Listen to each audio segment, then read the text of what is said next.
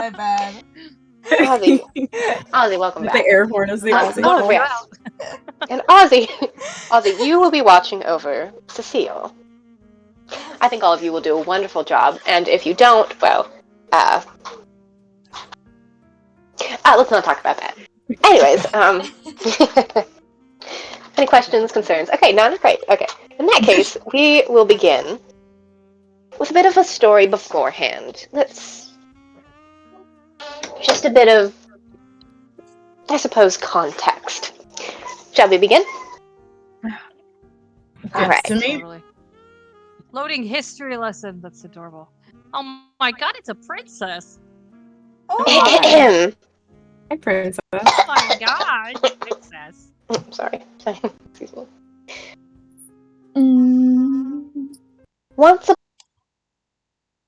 upon a time, magic thrived across the entire kingdom. Magical creatures, animals, and life lived freely and happily, spreading their magic and joy with the world. The Faeborn thrived. Mystical creatures and strange beings were all accepted and loved among society. But those that were born without magic, humans, were angry and jealous of the magic users. They feared the magic, so therefore sought to snuff it out before it could destroy them. A war on magic began. Magical forests were destroyed, and beautiful magical creatures killed and even made extinct permanently. Magic was completely wiped out off the face of the planet. The queen of the kingdom became a human after a coup, and for many centuries that was the case, until one day, a young girl with the ability to cast magic again appeared. She had hidden away from these terrible humans after the war, and somehow managed to survive without being caught by them. She took the crown... She took the crown of the queen, and ever since has ruled over the kingdom in peace. Magic was once again legalized, and many others and other magical creatures that had been in hiding as well, or imprisonment, were all now able to come to the surface again. And with her generosity, she spread magic back to all of the rest of the kingdom, and even allowed those who had never been able to cast magic the joys of it, bringing peace even to her enemies. Queen Morella was her name, and she still rules to this day.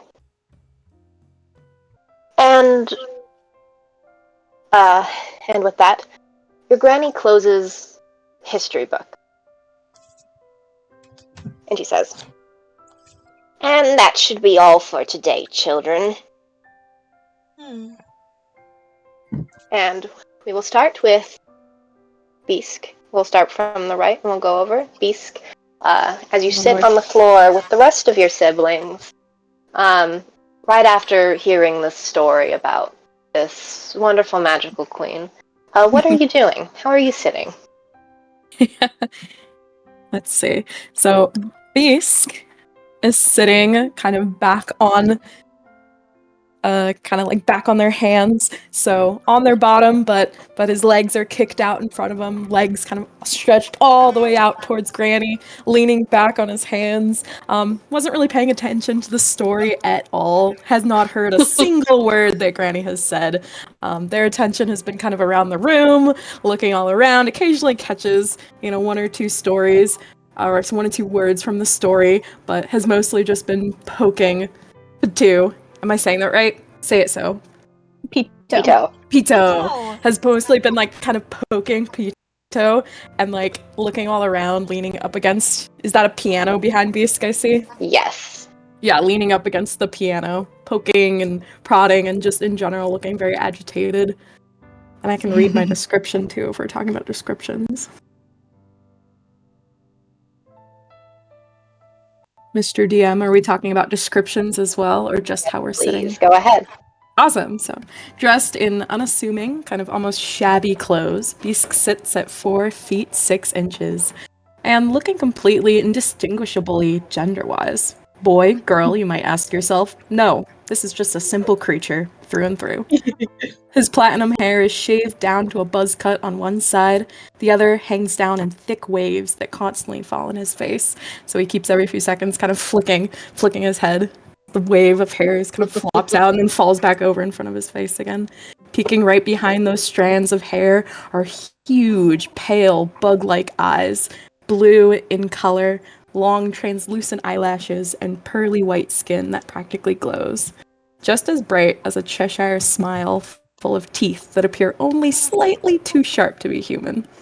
And that grin is kind of grinning, kind of peeking around too, trying to look at Epic and look at Cecil from around her. Notably snagged on her upper lip is a small, mysterious scar.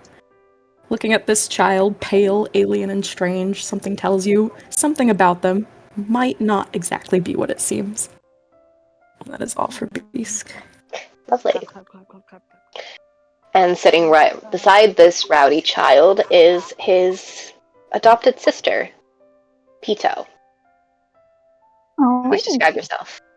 Well, you all know Pito as your youngest sister, the sister that has been here the shortest amount of time, yet has grown the fastest both physically and intellectually.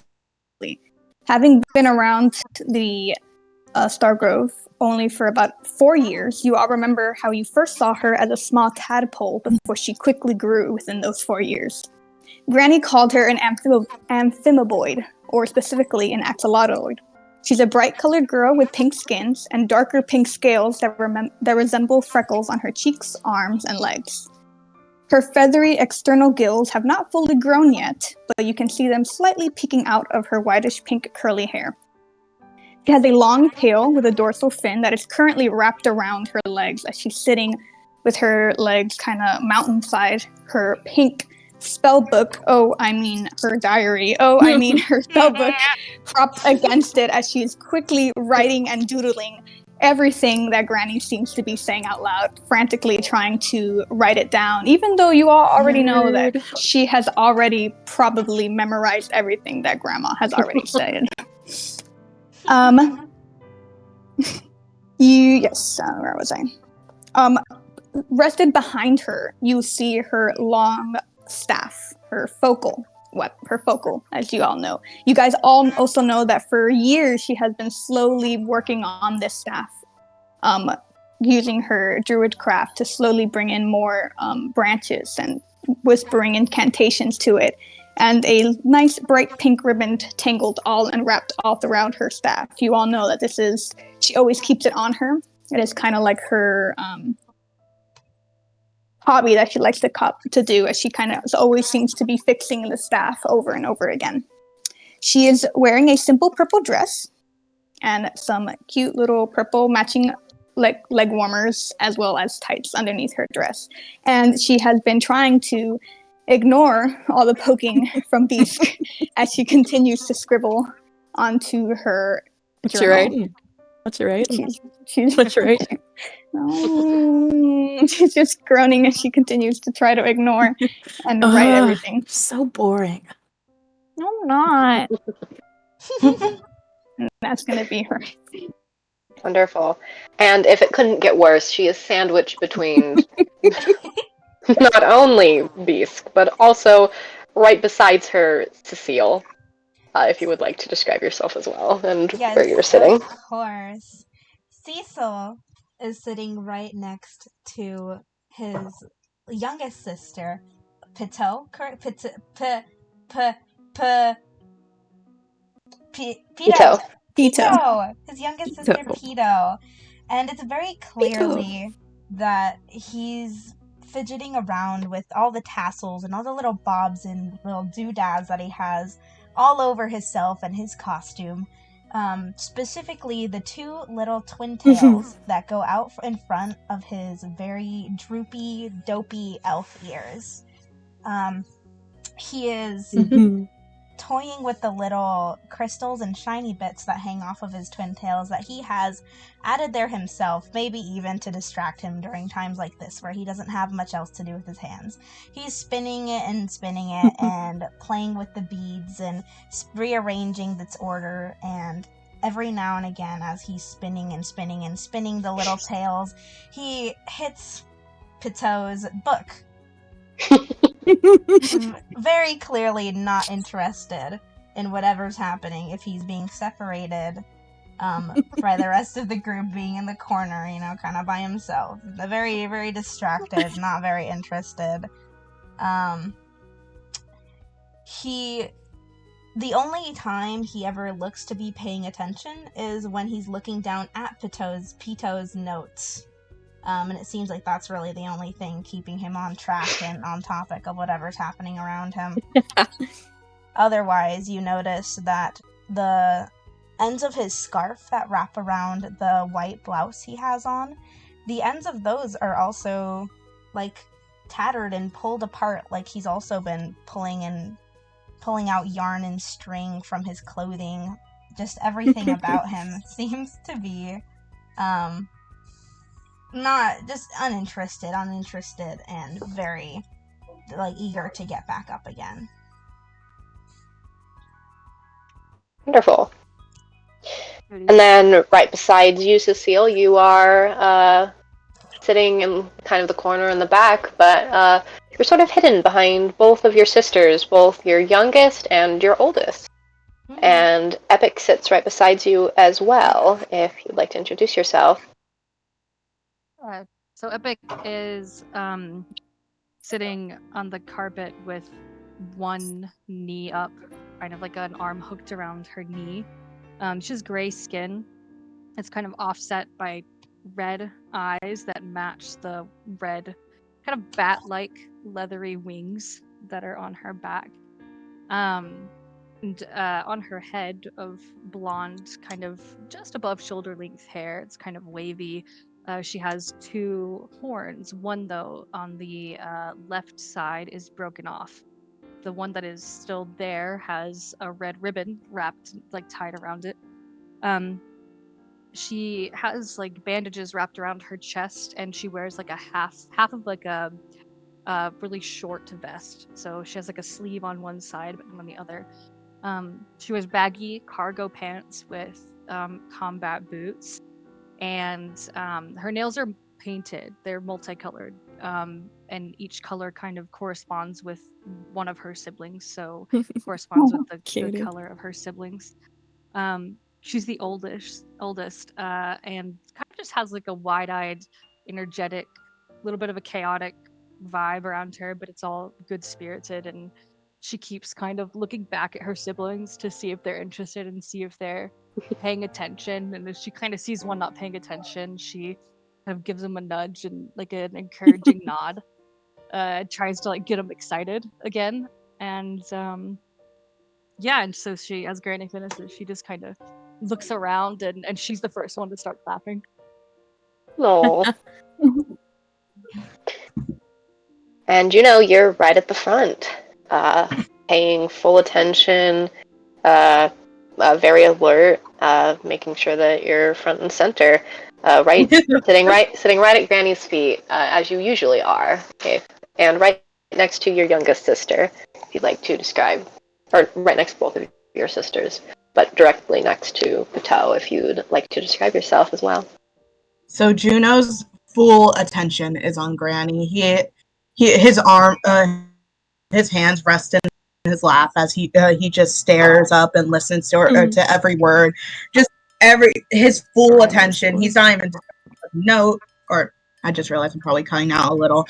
He's not he isn't doing anything really with his hands or notes or anything. He's just full focused on Granny as he listens and pays attention to every word she says. So Juno is a Haragon. He has brown fur, and he has his ears are long and they droop down at his shoulders. He covers it with a small brown hat, and his clothes are pretty neat. Other than the small bits of brown dirt stains on his shirt that no matter how much he tries to clean, just the years of gardening and playing with his siblings just won't get the dirt out. Again, he tries his best to be as formal and put together as possible as he tries his best to listen to Granny and follow her every instruction.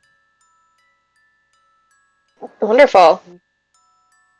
And speaking of Granny, as she shuts this old, worn book that you guys have definitely read before, or most of you have, especially if you're older. Pito, you might not. Pito, you might not have heard this story before. But as she shuts it, you see a very familiar face with her long gray hair. She has darker skin and bright pink eyes, pointed ears, and you know that she is a high elf. She's the only high elf that you've ever met, and that's because you haven't really met many people outside of your grandmother, besides the people that you've lived with for most of your life here at Starmagic Grove, in this home that's so familiar for you. And she sits there with her book, and she rocks back in her rocking chair comfortably, slow to stand, and she says, "Do you have any questions? Anything?" Epic raises her hand, like just rockets her hand into the air. She nods at you. Hey, Granny, when do we get another story? I think it's about time that I start on dinner. But maybe tomorrow. Granny. She raises her hand again. Yes? What's for dinner? Hmm. Hmm. Hmm. And then she kind of trails off there, kind of thoughtfully, patiently rocking back in her chair with no, uh, with no acknowledgement of your childhood impatience, and the fact that, for the last 12 years of your life, uh, a few seconds seems like a very long time to you. But eventually she does speak up and she says, maybe some sort of hearty soup. What do you think?" Juno immediately cuts in and goes, "I love when you make soup, Granny. It's always really good." And Cecil Suck mumbles under up! his breath. You hear this. Beask. Juno, you can hear Beask right behind you. Lean over a little bit. Suck up! And Cecil Juno gives mumbles him a under his look. breath. He's like, Epic passes Beask and Acorn as though they made some kind of previous bet to see who was going to win on the dinner guess, and Epic lost, so now she has to give Beask her favorite acorn, and she hands it to her. Hands it to him. Beask eagerly snatches up the acorn, holds it in his hands, like, yes! And tucks it into his pocket, and leans back on his hands again, like with a smug expression. Juno gives Beask a look at the little suck up comment, and Juno's like, "I really do like her soup." I don't know what you're talking about. I didn't say anything. And then he Granny, I glares. think You're Juno's right, the making soup things tastes up. really good. I'm not! No. No, she's not making things up. I mean, and she's right. The soup is really good. Cecil's still playing with his little twin tails, and he's like, she always makes soup. You see Pito quietly with her hand up as all of her siblings are just shouting over each other. She has her hand up quietly. Yes, Pito? Granny, I had a question about the story that you were talking about. You see, maybe like 3 pages into it, you started mentioning about the extinction of magical beasts. I was under the assumption that there are other magical beasts around the Starcrow Valley. Do you think that any of them are going to come to our house? And in retrospect, do you believe that maybe my type of people, since I'm the only one different from everybody else, do you think that my types of people were also extinct? Oh my god. Do you think Motor I'm the only one mouth! left? You Do you hear think I'm the Beask only right one in your left? ear.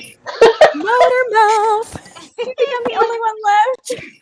Oh my god, she never shuts up! It's a really good. I have this is a very serious question, Grandma. I need to know if I'm the only one left. That's a wonderful question, Pito. Of course there are some magical creatures, but as you know, there are no magical creatures nor any creatures in Starmagic Grove that we don't allow in ourselves.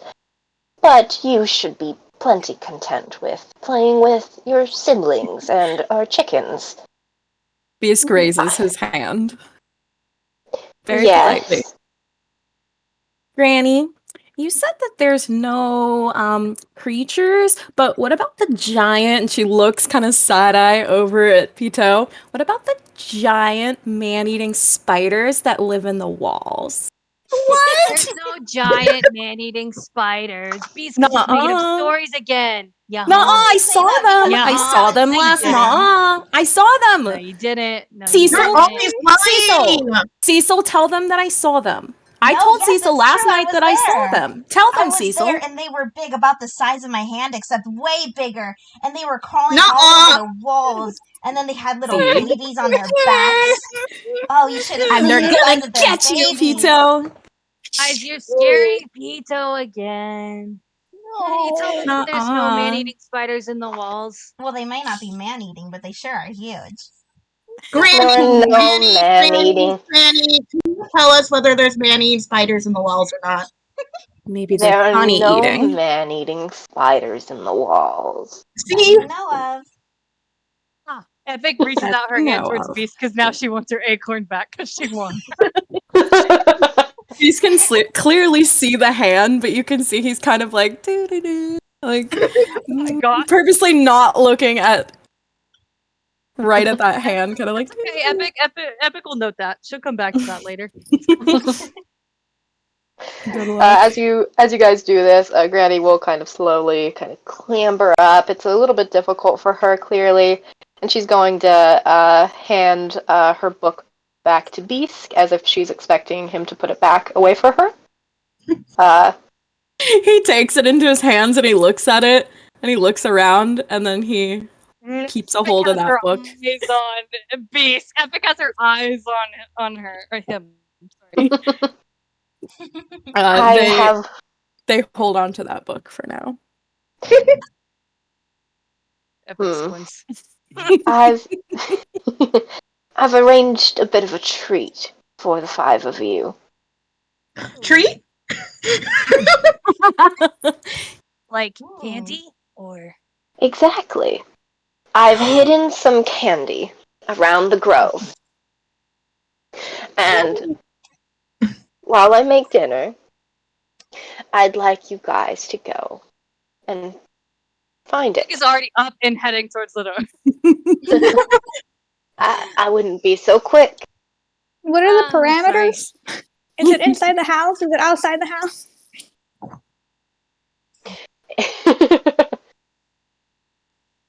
That's funny. This kind of makes her chuckle, and she goes, "Some of it's in the house, and some of it is in the nearby farms. I'm sure you'll be able to find them." Nearby farms. Do we need anything to get into the farms or are they just outside? Epic, you would know that not very far, just like not very far, just a short walk down the path. You guys both tend to your own groves, of course, but you also have a couple of farms just for food and other necessities. You don't usually go out into towns or anything like that, and Granny isn't usually traveling, so you have to make most of your food yourself.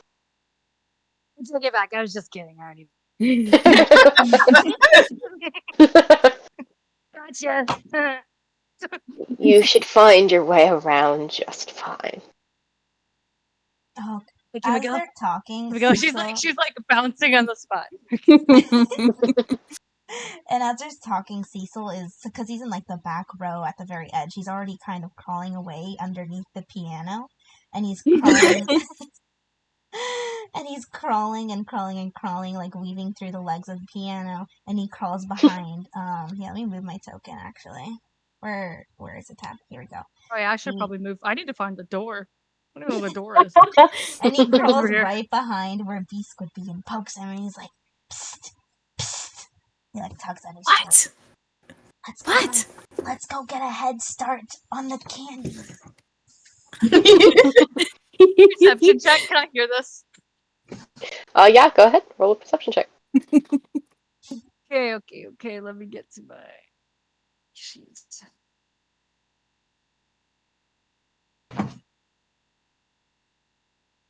Was it's a 9. Epic, you've already started to walk away. You're already by the door. They're whispering like across the room. Okay. Cecile's being pretty quiet, so you're Yeah, not able to okay. really pick this up. You're more so focusing on what Granny's telling you at the moment. Gotcha. Sick. As Cecil says that, Beast is gonna go, "Psst, shh, hold on, just wait." He giggles. Okay. I Beast wouldn't be is so quick. I'll give you a bit of a hint. There's some candy in the house.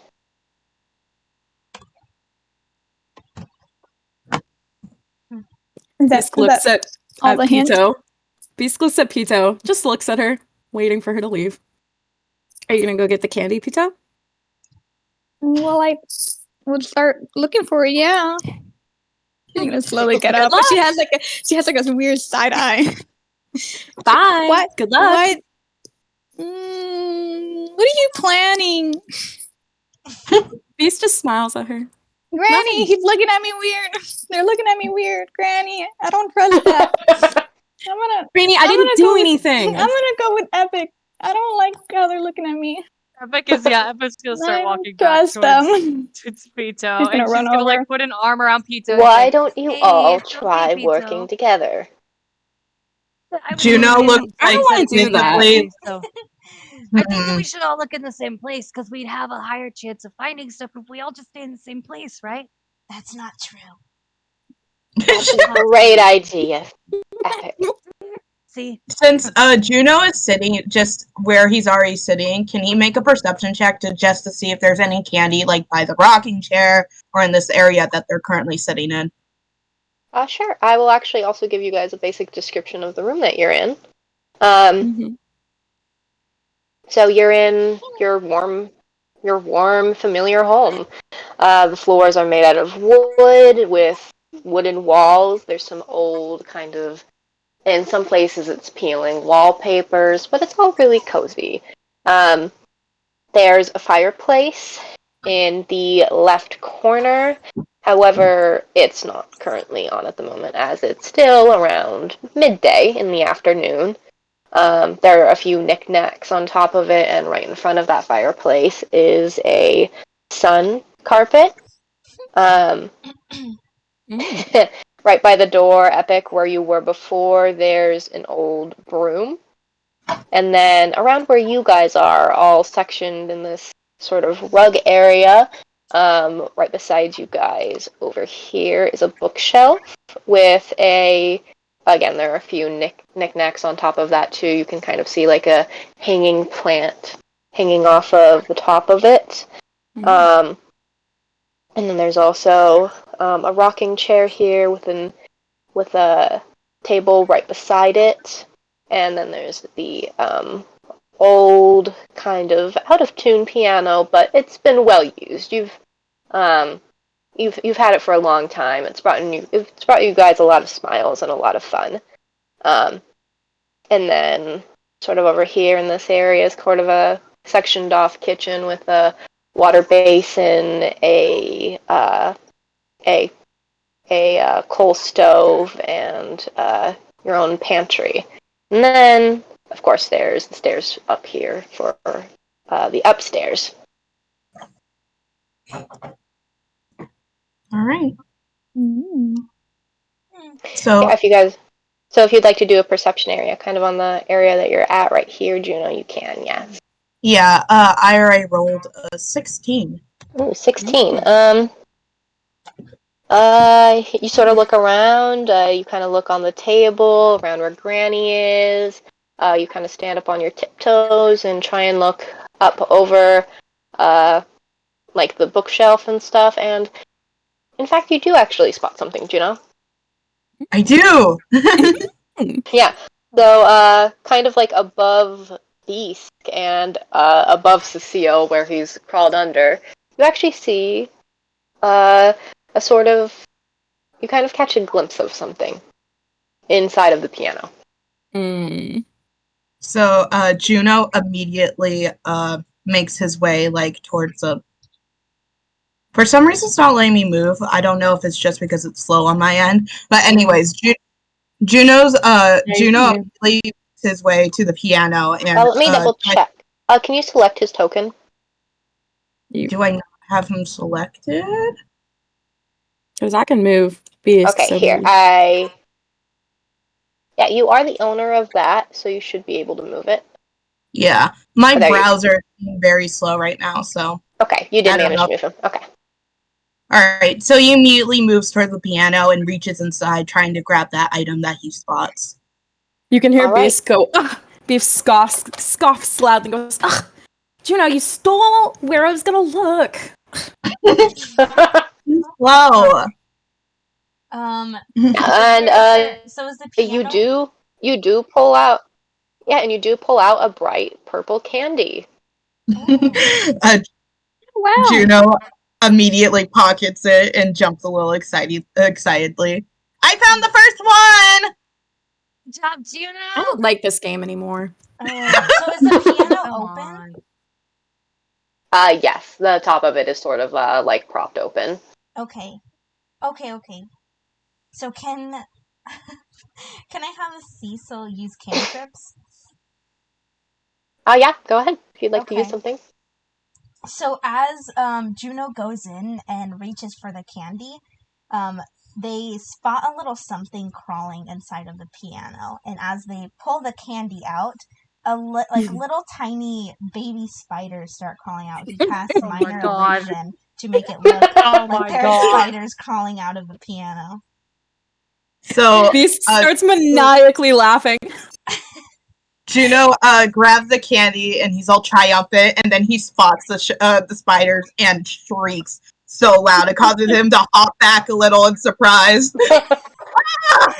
And then Cecil jumps out from under the piano. He's like, "I told you about the spiders! The spiders!" I guess they really were funny eating. Oh my god. Epic puts her hands over Pito's eyes. Don't look, Granny, child. Cecile, as you kind of jump out, Granny gives you like a disappointed look, and she says, "Cecil, yes, be nice to your younger brother."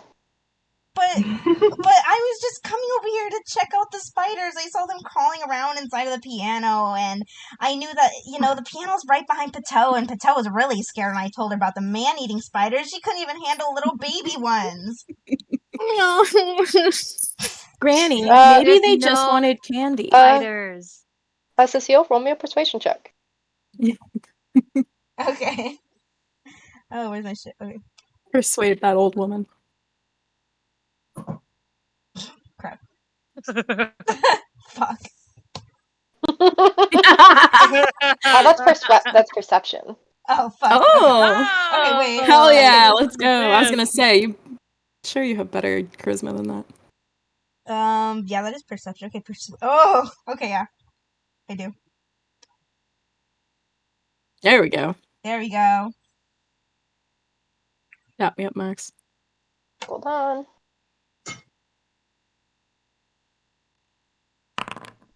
Alright. She kind of considers it for a moment, but as she kind of looks back at the piano where the spiders had crawled out, she's not convinced. She knows you really well. She knows how you are. She knows how you and Beast are. She knows you. And she kind of gives you a look back that tells you that she has seen right through you, and she says,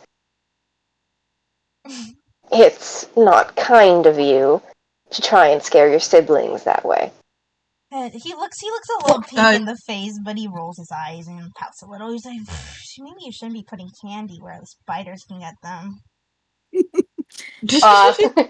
Granny will sort of like walk past them, and she'll kind of give Cecile like a little like affectionate pat on the cheek. It's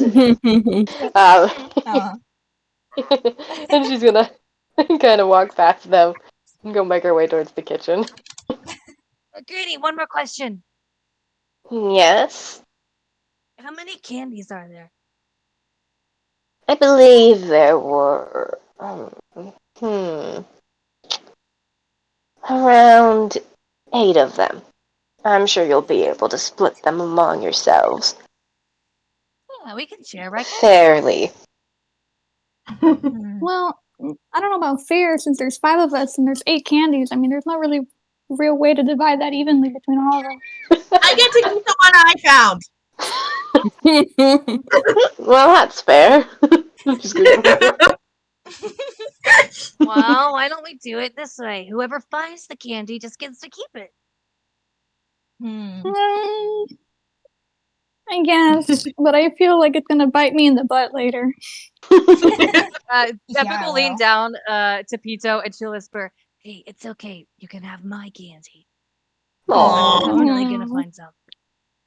With that wholesomeness, Beast opens their mouth and says, "Yeah, well, I have a better idea. Do you guys want to make it a game? That could be so much more fun. How about, oh, I got it. Whoever gets the most candy gets all of it. We make it like a game." Ooh, I like this one. right. Actually, I don't think that's a Cecil good likes it. idea. I don't think that's a good idea. I think it's a great idea. Epic kind of nudges Pito and winks at her and says, "No, I think it's a great idea." Okay, I guess. You're You agree? outnumbered. Okay. And Epic is gonna immediately go upstairs. Nice. Juno looks a little suspicious of this idea, but also he already found the first candy, so he's already well on his way to winning. Nice. Okay. Okay, so Epic and Pito, you guys head upstairs. Cecile, Cecil, Beast, Juno, what will you be doing down here? Cecil. Is everybody moving out of the way? Are most people gone? Yes. And Granny's in the kitchen? Mm-hmm. All right. Beast is going to slightly open the piano a little bit and attempt to place the book inside and close the piano lid. Oh my god.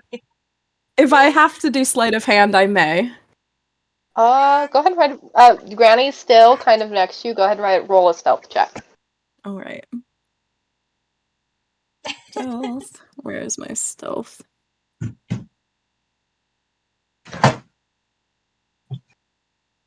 No, that one. Oh shit. Brutal. That one with my +5.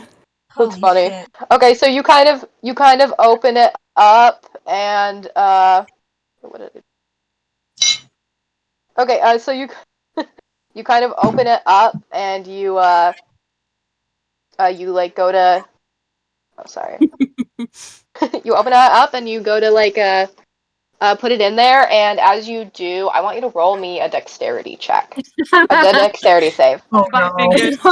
Next saving throw. Oh lord. Okay. Roll me a dexterity Beast check. dies.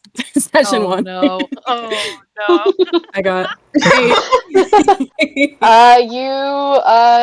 8. You try and push the piano open a little bit more, which dislodges sort of the mechanism holding it up, and it's a lot heavier than you expect it to be. You like barely just My child arms. yeah, with your little child arms. You try and pull back, but yeah, the lid just slams on your fingers. Oh, Ouch. what? And as you cry out, kind of in pain, Sylvia immediately looks back at you, and she'll immediately rush over to you to see what you were doing. And Cecil's Bisque immediately trying to pull up the lid again. Oh my god. Yeah. Oh, Cecil. Dap me up, Cecil. Beast immediately puts his hands behind his back with the book. Right behind his back and puts his hands and kind of stands in front of Cecil, facing Granny, and like holds the book out to Cecil behind his back and looks up at Granny and goes, "Hi, Granny," and kind of motions for you Cecil alright? to take the book. Oh, of course. Sorry, I'm okay. I just got really, really excited about the candy, and so I think I stood up too fast, and I kind of hit myself on the piano. I'm really silly. Sorry, Granny. Cecil has the book and slips it under his big scarf. Roll me a deception check. Okay. Which one? Both of us, or Yeah, you roll me a deception check, and also, Cecile, I'm gonna have you roll me a stealth check. Okay, stealth. Got it. so I can't get worse than a nat 1, right? The nat one. I'm giving them all out. Giving them all out. The other nat one in question. I know. It can't get any worse than a nat 1, right? Cecile, you successfully hide it because this beast blatantly blunders all of this. You just aren't in Granny's attention at the moment. So she gives Beask another disappointed look. Or, well, this time, or the last time it was Cecile. So this time it's Beask. She says, Cecile, Yes. the both of you need to stay out of the piano. You'll end up breaking it. Sorry, Granny. I'm sorry. You hear Epic yell from upstairs, "Or breaking your fingers!"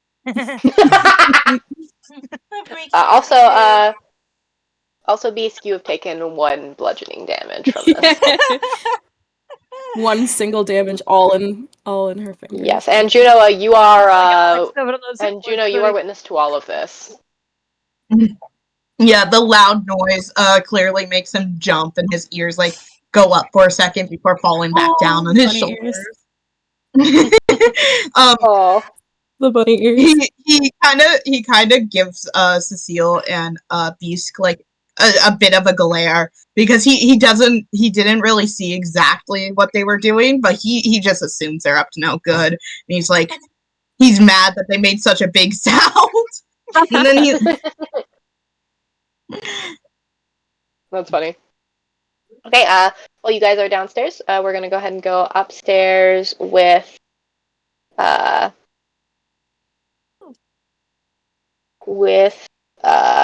girls, with Epic and Pitu. Okay, you guys both come upstairs. It's a very familiar hallway.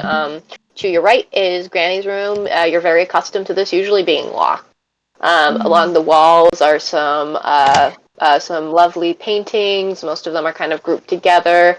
The only one really of note is a portrait of Granny, which you are very used to seeing. Fortunately, none of you have paintings of your own. Right to your left, where you stand, Pitu, is the door to the boys' room. And Epic, right in front of you, you are standing right next to the door to your room, which would be the girls' room. Sweet. I immediately run into the girls' room with Pito in tow. She's got, like, Pito's hand. Epic's pretty fast, so she's like dragging Pito. I see Pito. It's Pito. I'm sorry. Yeah, it's Pito. Yeah, it's Pito. Yeah. Pito. Pito right along behind her, and she barges into the. Oh, hey, there's a guy in here. Oh my god, baby brother. Oh, there's a guy in here. Child. Who's this? I'm gonna move you guys down here because I know you guys can't see this. So I'm gonna move you guys over here. I see child. Move you guys down. Yeah, hold on. Do we know the baby's name? What is this baby's name? Hold on, I will tell you in a second. Hold on, I need to. I need to move Cecile down. Okay. Who is this child? Baby. Okay. They will stay. They're not actually here. They just want to be able to see. Okay. Yeah, you come into your room. Right beside you is your guys' clothes dresser. And there's also a table here with some paints and some other things that you guys can color with or draw or the such. There's also a couple discarded books where you guys have spent some time reading here. And then right besides that is actually a crib with your baby brother, Vaxis. How do you spell our brother's name? I will write that for you. How do you spell our brother's name? Did you say Thaxis? Vaxis. Vaxis. He is currently taking a nap. He's only around 2 years old. He has his own crib, and he usually stays in here, where you, Epic, and sometimes Beask, if they're staying in this room, depending on how they're feeling. Depending on how they're feeling. You will usually are usually expected to take care of him if he's crying or upset in the night. Okay. So she kind of barges in and she sees that Vaxis is taking a nap, and she's like, "Oh, shh, we should be quiet." She's Okay. gonna kind of I'm gonna make a perception check to see if she can find any candies in the room, and she'll kind of give like Pizza like an encouraging tap, like to also look around. Okay. Would it be perception or investigation if Pito was like actively like rummaging through things as quietly as she can? If you're just looking around with your eyes, like kind of like glassing over things, that would be perception. So Epic's just giving a basic look over the room. If you're looking under things, moving things, that will be investigation. All right. Yeah, then I guess then Pito could do the investigation. Nice. Good job. Nice. So, as you guys are looking around, Epic, you kind of notice something, like under a paper. There's kind of like a suspicious bump, but before you can look under it, Bato's already over there moving it. And as she moves, like this paper, you find a bright red candy. Yeah. Oh, she looks super proud of herself. She's gonna pick it up, and she turns to Epic, and she looks like she's about to like yell out like, "I found it!" And then she looks over to the baby, and she goes, Oh, "I found it!" Oh wait, so Pito found them. Where did Pito find it? On this table over here, underneath of one of your guys' old drawings. Epic gives her like 2 thumbs up, and she's like, "Yes!" And then, so then she points out in the hallway, like, "Let's go see if there's any others. Let's go to the boys' room." It's like she mouths like, Oh, "The boys' room." okay. Let's go to the boys' room. She just follows along. And she Okay, you just, like veers around the corner, put you guys over rambles here. around the corner. Boys over here.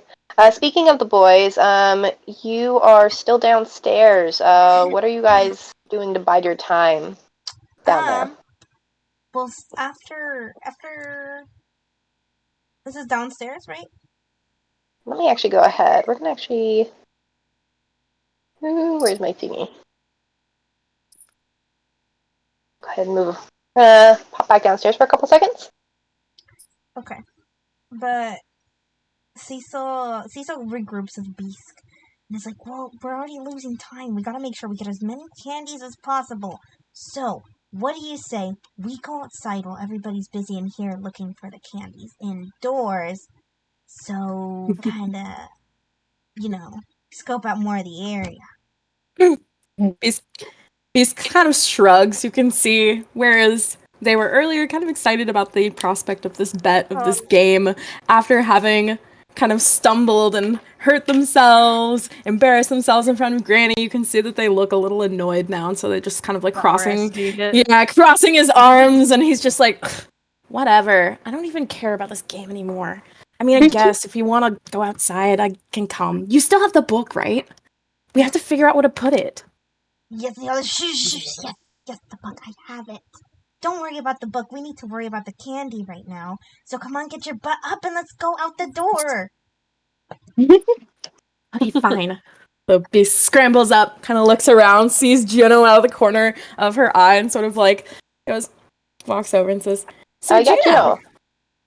Juno's still here." Juno, you've been sitting there. Have you been listening in on their conversation, or what have you been doing to bide your time? Juno was originally going to head to the kitchen to kind of look if anything was going on over there, but he kind of fought some whispering still, and he was probably in like mid-step when he kind of just stops and kind of looks over at them to listen. And he's listening so he's looking at them, and he's like, "Granny wants you to put that book back." Did you hear the book part? Because we were whispering. Do you want to? Should I do a perception or something for Yeah, that? if you would like to listen in on our conversation, you can go ahead and do a perception check. Okay. Oh, why is And that so slow for Beast, me? you were trying to be quiet. Were you trying not to be overheard? Yeah. Whispery. Okay, then in that case, I will have you do a Roll. stealth check. Stealth check. Guys, let's Okay. say it together. Ready? What could be worse than 2 nat 1? The answer is Oh my not a god. third nat 1. Thank fucking 20. God. A nat 20!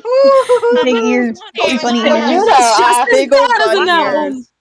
Juno, with your big old bunny ears, Big bunny it's like ears. nothing to you. Honestly. Like, yeah, being able to hear them, you're right beside them, only a few feet away.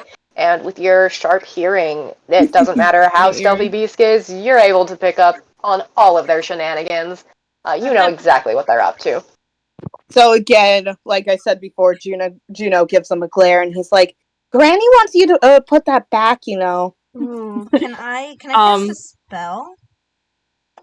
Can I Yep, go cast? Okay.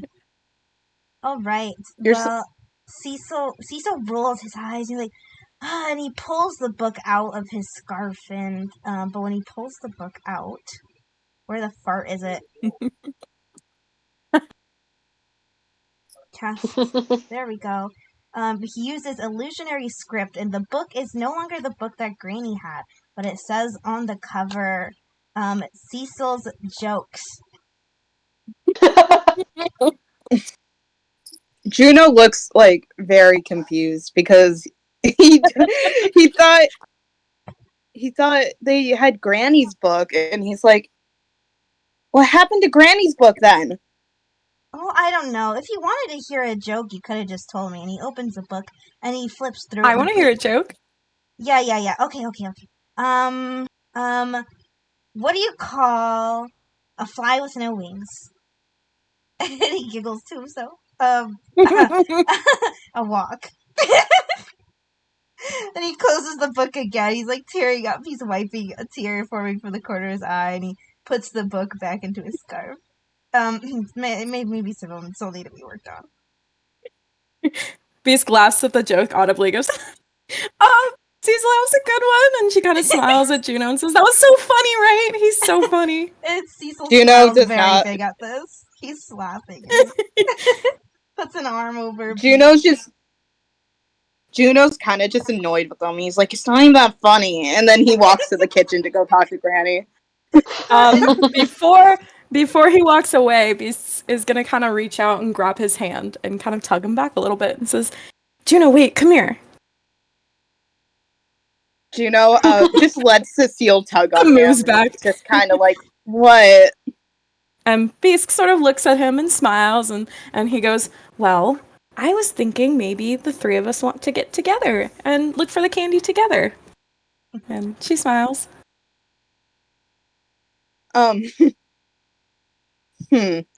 Juno kind. One sec. Juno's kind of just suspicious of them. It's like, well, What? where are you guys planning to look? Well, we were thinking outside, but, if we go outside and look around, maybe you can stay down here in the kitchen and look around. And the rules would be, if we team up, then we put all our candy together, okay? And she looks very nicely at him. That includes the one you found in the piano.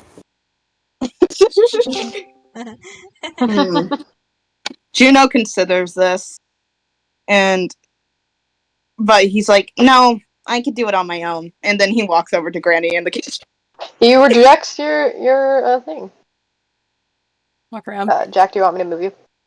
I think it's letting me move. I don't know what's up with my computer. It's been really slow recently, which is worrying. Alright, you go and you join Granny, Juno. Yeah. So, I'm gonna. Is Granny in a good spot for me to give her a quick little hug? She's sort of preparing stuff from the pantry and kind of getting some stuff out at the moment, but as she sort of sets some stuff down, like, beside her, like, next to the basin, her hands are free for a moment, and you do have a opportunity to go give her a hug. Okay, so Juno kind of walks beside her, and Juno's kind of short because he's still pretty young, so he's probably just like half her height, and he gives her a little hug. No, you give her a little hug. Oh. Yeah, and she's she's happy to see you. She sort of notices you coming over before you manage to get there, and she gladly gives you a little hug back, and she says, "Are you not going to work together to help your friends?" I mean, I think everyone's already splitting off, so and like while he's saying this, he's gonna kind of look around the kitchen real quick just to see if there's any candy in here, which I rolled a perception for. Juno's rolls are really good today. Oh my Yeah, he's god. having great rolls, dude. Mm-hmm. You sort of look around, you look through the basin, you kind of look above the stove, and kind of peer through the pantry as Granny kind of rifles through that, kind of collecting the things that she needs for dinner. And you don't notice anything. It just seems like normal fruits and vegetables. If anything, you're not actually sure where she necessarily even got the candy or where she was hiding it. You're assuming Granny has her own secret stash somewhere you guys don't know about. Granny has her own You secret haven't stash found of yet. candy. Probably in her That's room. so cute. And if So- anybody's gonna find that, it probably won't be you, Ah, knowing your siblings. yeah. So, now that I've looked around and kind of seen that there isn't really any candy, and I've already given Granny the hug, I kind of go, "Okay, thanks, Granny," and I start kind of heading for the door because Pato and Epic are upstairs, and there's not or Patu. How do you pronounce it again, Soph? Ito. Pito and Epic are upstairs. They probably got that handled. So Juno's kind of thinking, might as well head outside too, even though that's kind of where the other two are going. But where else is he kind of supposed to look? We're not right a team. now? We're just going to the same place together. Yeah. Right. They're walking in the same direction after splitting up. It's Yeah. super awkward. Yeah, great. well, as soon as Juno would have like rejected Beast's offer of teaming up, as soon as Juno kind of walks away, Beast's fake smile kind of drops, and he's like, "Ugh, this day is going horribly." And then she takes a few steps towards Cecil and goes, "I hate this game even more. Come on, Cecil, let's just go outside." Yeah, no, I hate this game. We should go outside and just do something else. I know it's the worst, right? It's the worst. He's so the worst. Yeah. All right. So the three of you dedicate yourselves to going outside to go search for candy. And as you do, we're going to go and switch back to the girls. Epic and P2 and Pito. You have just entered the boys' room. It's a little bit messier than your guys' is. There's two very unmade beds, and then one very neatly made bed. And then a few others that haven't been touched in a very long time. There's too many beds for the amount of kids here. And just like your room, there's three sets of bunk beds, and there are in here as well. Over here is another dresser for the boys, although there are some dirty clothes just kind of strewn about as well. There's a few toys scattered, and unlike the desk that you guys have, they have their own toy box, which you're kind of jealous of. Mm. Alrighty. Well, Pito is going to once again begin scrummaging through their stuff, but I'm trying to look for the candy. She doesn't even realize that she's probably invading their personal space, but she's just like, "Ooh, candy! Let's go ahead and look." Oh my god. And so she is going to go ahead and assume it's underneath all of the mess. All right. I didn't realize that you couldn't hear me. I'm so sorry. I was muted this whole time. Wow. Oh, hi. I'm so Oh, no, sorry. hi, I was wondering. I was gonna ask I know, you what I you was were just doing. wondering that. This You whole were quiet. time and I'm muted. I'm so sorry. Yeah, I'll do the help action on Pito because we're gonna. Oh, cool. she Go just ahead and roll again. immediately. She just immediately starts rummaging through All right, Go ahead and roll roll again. stuff Go. too. another one. You have advantage. Thank you. So you You're want me to very nice roll? sister. I'll roll another one. Oh, well. Okay, we're gonna go with that Okay. 17. So yeah, you The first one both was better. rifle through everything. How you kind of shuffle around. You look under things, look through things. As you kind of get through like the messier beds, you actually find like an old a secret journal underneath of underneath of one of the pillows. Oh. Also, Mr. DM, I have a question. Yes. So, I didn't establish this before, but this is something that I had potentially wanted to kind of play with. So Beast has a spell called Alarm that I've talked about before that they frequently cast pretty often.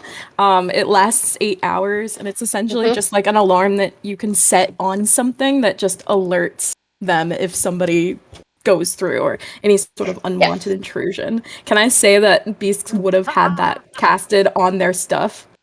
Yeah. Wow. I can So cast Beast, it. as your Turn sisters, can pick up and pick wait, up hold your on, secret. wait. Go In ahead. turn, can Pito, knowing a lot about the arcane and been using all this time to study, can she visibly see that before she enters the room? I Would don't you think allow there's that? any. Go ahead and roll me an Arcana check. Yeah. An Arcana check. I'm good at that. Where is my Arcana? Hold on, I think it's really slow.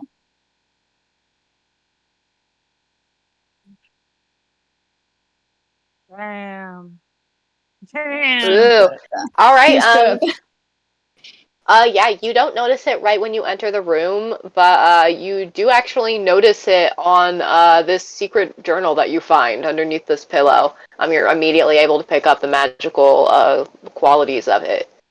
Yeah, she's about to kind of reach for it, and then she catches it in the corner of her eye, and then it stops her, and then she goes, Epic, I don't think there's a candy under there, but somebody put in a spell.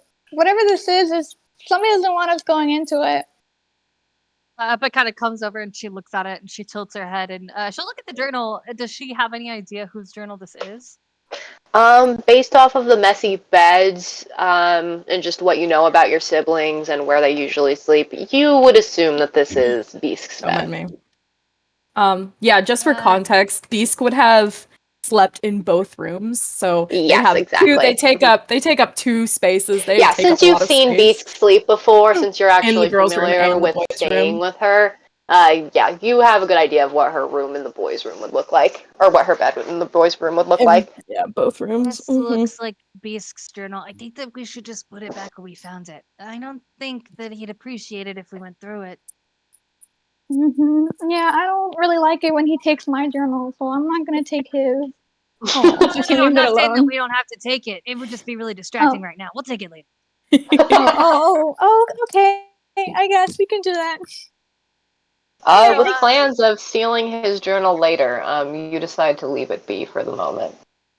Yeah, and she's just gonna continue looking through the mess and see if she can find any candy in the midst of all the beds. Other of that, through your investigation check, you look things up, down, center, you rip apart the beds, and then politely remake them, of course. And you also do this for all of Epic, as she does not. You rifle through the toys, you rifle through their dressers, and you don't find anything after looking absolutely everywhere. After they don't find anything, Epic, is there a window in this room? Yes, there is. I think if you guys want to move around, I think you'll see lighting stuff. This is the. I don't see. Oh yes, okay, right here. Does it look outside? Oh yeah, you look outside. Okay. Epic looks back at Pito and like holds her hand out and says, "Hey, are you ready to go outside?" Window. But that's a window. I know. You trust me, right? You're not gonna do that. Do you trust me? That's a window. It's just like Aladdin. It's just like Aladdin. Part of your world. Hesitantly, like reach her hand out. Well, I guess I do. She takes her hand before Pito finishes talking and like pulls her forward, and she's gonna say, let's see how much. So she's gonna kind of like crouch down so that Pito can like get onto her back. She'll take like her hand and kind of wrap her arms around her shoulders so that she can kind of get onto her like her back.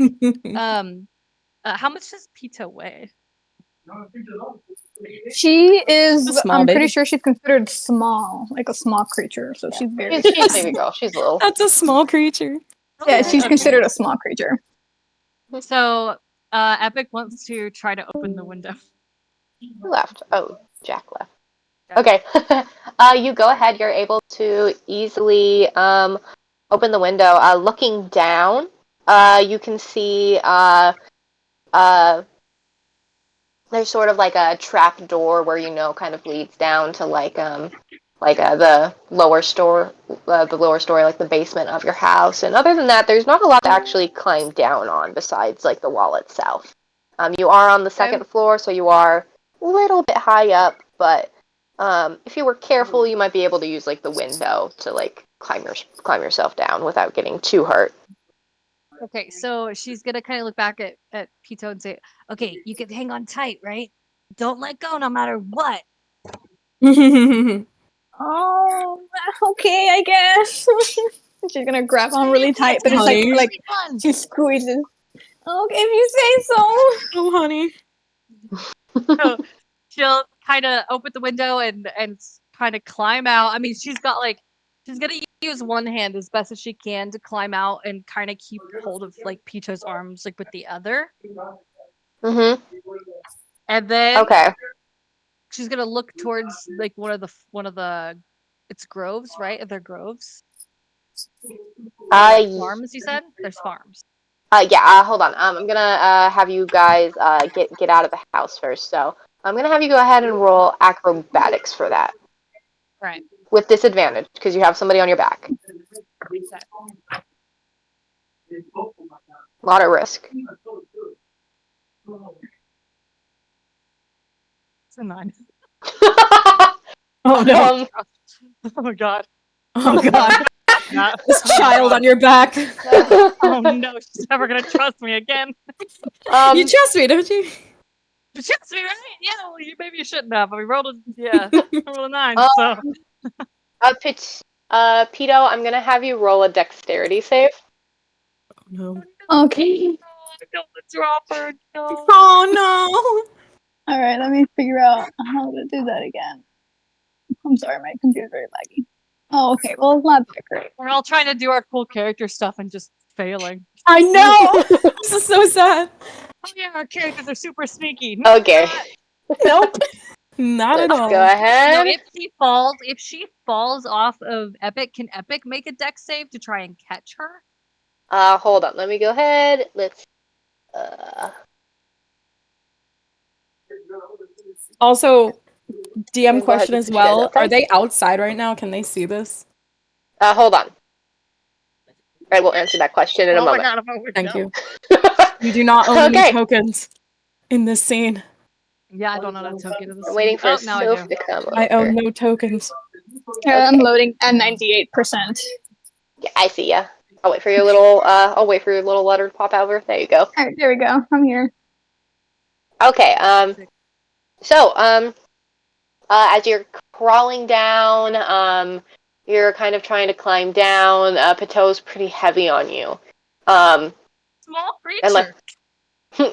yeah, but you're also pretty young, and she's still like half your body weight at least, if not more. So she's pretty heavy for you, considering how small you are. As you kind of come down, you start to slip, and you sort of detach from each other. And Patu is able to land safely, and you're able to use your wings to catch yourself without her weighing you down.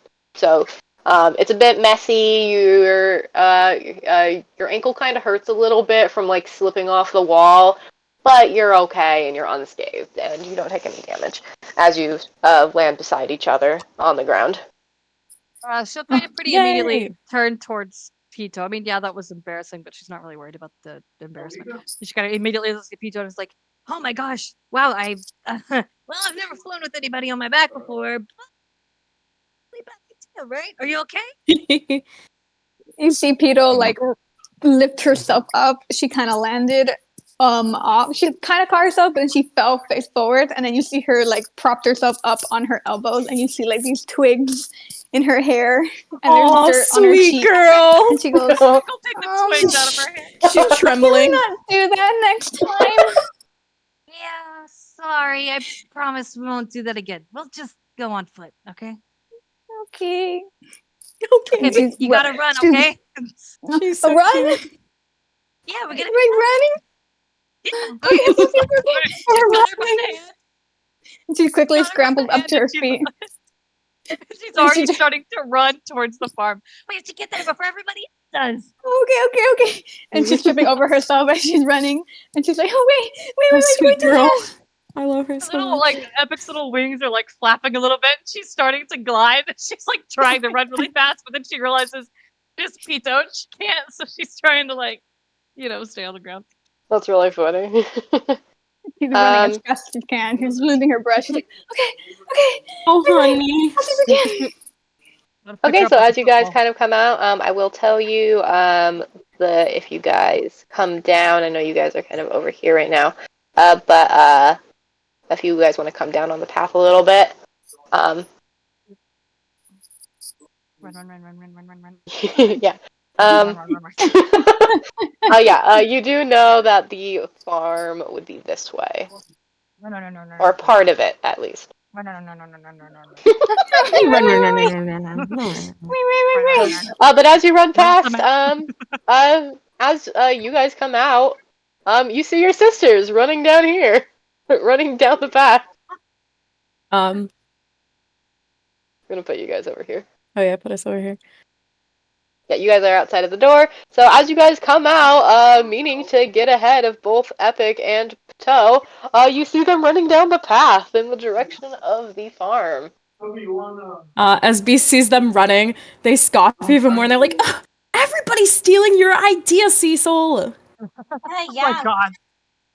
Your idea was to look for stuff outside and now everyone's stealing it! Well, I didn't think you wanted to do the candy stuff anymore. I thought we could just walk around. How about we, and he's like, he has his finger on his chin. He's thinking, he's like, have you ever wanted to go, farther out, maybe? That's something we've never done. Oh, at this, Beast is immediately interested. All thoughts of candy are gone now, and their eyes grow huge and go, wait, how far? Far? Oh, well, as far as your legs want to take you. We could, we could just go out to the trees over there, or, and he's nervous at the prospect of leaving too far out, but he doesn't say this. He's just kind of fumbling over his own words. What were you thinking when I said far out? I'm thinking really far. Cecil, I think that's the best idea you've had all day. That sounds so much more fun than the game. Let's go. Yes, and then Beast's excitement kind of. And they say all of this right next to you as you're trying to go out on your own candy adventure. Sorry. 1 sec. So they were saying they're gonna run off on their own, right? Yeah, to go into the Lake Forest. Juno kind of, again, just, guys, just stay where Granny wants us. At that, Beast stops right in her tracks and kind of turns around and says, what Granny doesn't know won't hurt her, Juno. Unless somebody goes and tells. You're not gonna tell, are you? Oh no, I don't think you want to tell. Juno does want to tell, but he's gonna go, well, why wouldn't I tell her? Because that ruins the fun! Come on! Doesn't that mean if we stop looking for candy, then you'll just get more candy? Think about it. Yeah, and what do you have to lose? Far anyways. I mean, we aren't stupid. What do you take us for? Exactly. Just like Cecil says. We're not stupid, Juno. You don't think we're stupid, right? Yeah. Juno heard the prospect of getting more candy, and so he thinks about it for a sec. He's like, fine, but if you guys get in trouble, it's not my fault. Oh, of course not. Why would that be your fault? Yeah. Juno gives him a glare. Enjoy your candy. Bye. All right. Juno doesn't do anything to stop them at this point. Okay. So I'm gonna put you guys over here. You guys decide to go out into the forest. You guys decide to go off the map. Yeah, you guys run off. We Juno, go off map. as you watch your siblings wander off into the wilderness to assumedly get eaten by bears, or giant spiders, whatever they want. Yeah. What will you be doing? I'm probably gonna try and just follow where Pito or fuck. I'll figure it out eventually, Soph. I'm sorry. Yes, Pedo. Pedo, you're good. Pedo. All right. Pito and Epic are going. I think he's gonna try and catch up with them. Just to head in the direction of the candy. Cool. Brother. So as And his the sister. seal and beast run off to go cause chaos, you're going to go down there. Yeah. Cool. Sorry, my computer is having issues today, so if you would be willing to move me, that would be great. Of course, I would be happy to. Come down here with the girls. I'm really worried about my computer because it is never this slow. Oh, sorry, Jack. That's okay. That's frustrating. And yeah, you guys run down to the farm. Cool. Yeah. So you guys all come over here to the farm. Sounds good. I'm so gonna does just. Juno catch up officially?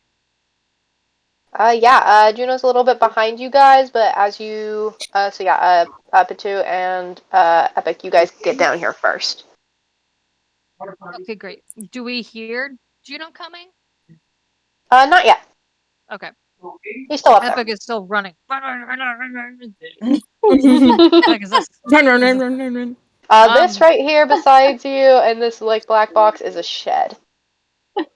Okay, so yeah, I think she's immediately gonna go towards the shed, and try to pull in the handle. Okay, and it is unlocked. Oh, I can't get it. It's a wall. Oh yeah, no, it is a. Let me get it for you. The dark, scary shed, and Juno, I will put you down. No, wait, to the dark, scary shed. Dark scary skin. Dark scary Oh, shed. I don't know if I Hell want to yeah. go in there. Epic is gonna. Oh wait, is she? Oh, it's just Pedo not want to go in. Oh, Epic will look back at Pedo and say, "Hey, it's okay. It's not gonna be for very long. Besides, it's just a shed. The scariest thing in there is a wheelbarrow." What about the spiders? Yeah, the man-eating No spiders. such man-eating spiders. If there's spiders, they're just regular spiders, and regular spiders are nice if you just leave them alone. Well, I guess that's true. Okay. We'll go in. We'll go in. so they go in. Okay. Oh, sweetie. She'll keep holding Pito's hand when they go in. Aww. And whatever they do in there, Epic is gonna start going through stuff. So I'll do an investigation check. Pedo is going to help. I give Epic the help action. Okay, Cool. Ooh. Ooh. Damn. Yeah, she's got a really high investigation. And then there we go. Yeah, Epic. You look around. Around you, it's kind of an old, dusty shed, but you guys are in here pretty often whenever you guys need supplies for farm stuff. Usually, Granny's a bit too old to be doing most of the farm work, so you guys are normally the ones helping out. Not that you guys are all great help, but you try usually. That barn is so cute, please. So you know this place kind of like the back of your hand, and looking around, you know all the secret hidden spots. And as you look around, kind of on this shelf up here at the very tippy top, you see something glinting above that catches your eye. Epic will fly up there. If she can't reach, she'll fly up and trying to guy. Yep. And see what's up there. Yeah, you fly up there, and at the very tippy top, you do see a bright blue candy. Ooh. And I will also update your guys' candy count. She takes it down, and she's gonna give both of the candies. Actually, not both, because Pito already has one candy. She's gonna give this candy to Pito and say, "Look, now you found two." Oh. She gets really excited. Her eyes light up. She's like, "Oh my god!" And she keeps them both, and she's gonna stuff them in her pocket. Wonderful. Can you guys hear me, by the way? Yes, we can. Yeah, so I probably can't do anything, like, in terms of Foundry for a second, Because I'm currently in the middle of troubleshooting my computer, and my phone is frozen right now. Priya is sharing their screen right now. If you'd like to Yeah, watch I that. have that open, but my phone is frozen on that. I genuinely can't do Oh, anything. Oh no. Okay, So, yeah. I will say what Juno's doing, but in terms of Foundry roles, I can't do anything right now. That's okay. Okay, cool. I can roll anything for you until that's all fixed for you. All right, cool. So you guys find that candy? Yeah, do you hand that over to Pito? And what would you guys like to do next? And then they'll go back outside. At least I know Epic will take. And I don't know if we see Juno when we go outside or not. I can't. All look right. at the... And as you do, you see Juno coming down the path. Hey, Juno! Hi, You decided to come Juno. with us? Where's the other two?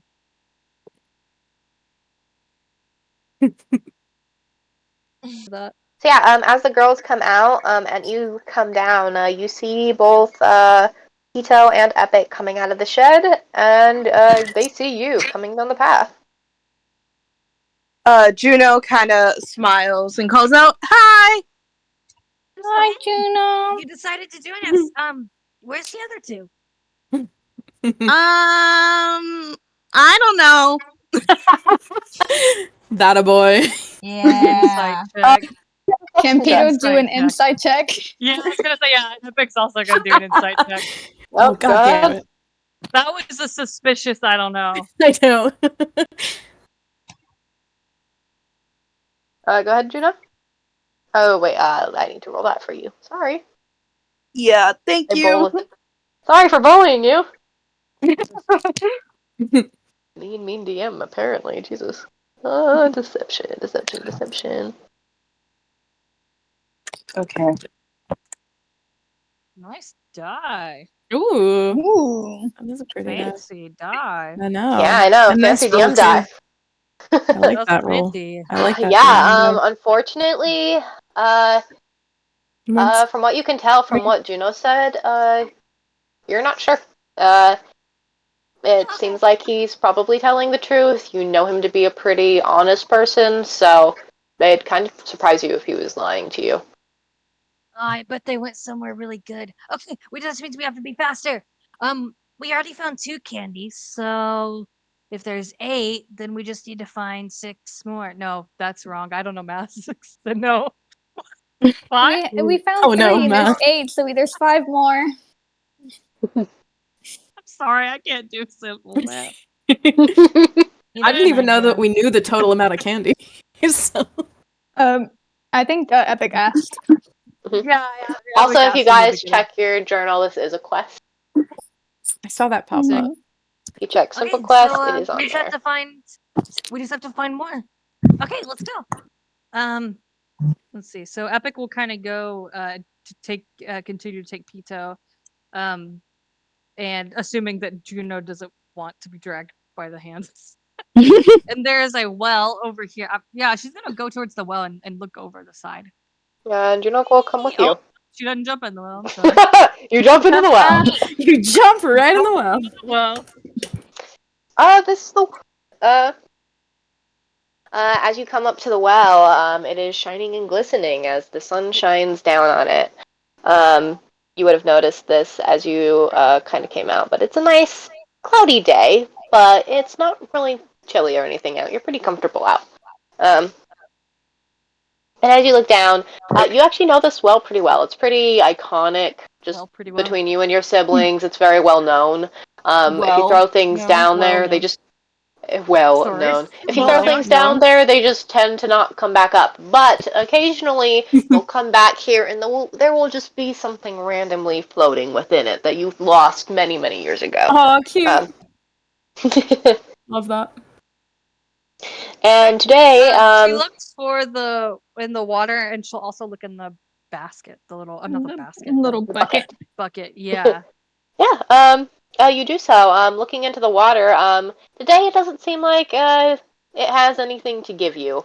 It doesn't have any gifts for you. But looking within the bucket, you find a bright yellow candy.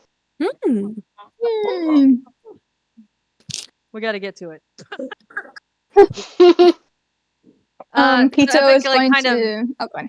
Go ahead. Go ahead. No, I you're was going to say Pito would grab her long staff, and she would try to kind of hook the staff where the rope that's hanging good that's idea. holding the bucket, and then she's going to pull it Yeah. closer to her siblings with the longer arms. Longer arms. And you- Epic will reach out to try to grab the bucket with her long arms. Yeah, cool. With your guys' teamwork, you managed to pull the bucket just close enough for Epic to lean in and get it. Not only does she have long arms, but she's able to actually fly up a little bit closer to it and reach in without hitting her head. Thanks to you. And you get the candy. Yes. All right, we got it. And then she'll hand this one to Juno. Look, you found one. Aw. Thanks. We're tied now. 2-2. Wait, That what's means we just the have 4 more to find. Mm-hmm. Exactly. All right, so let's go. So Cool. We want to look in the field.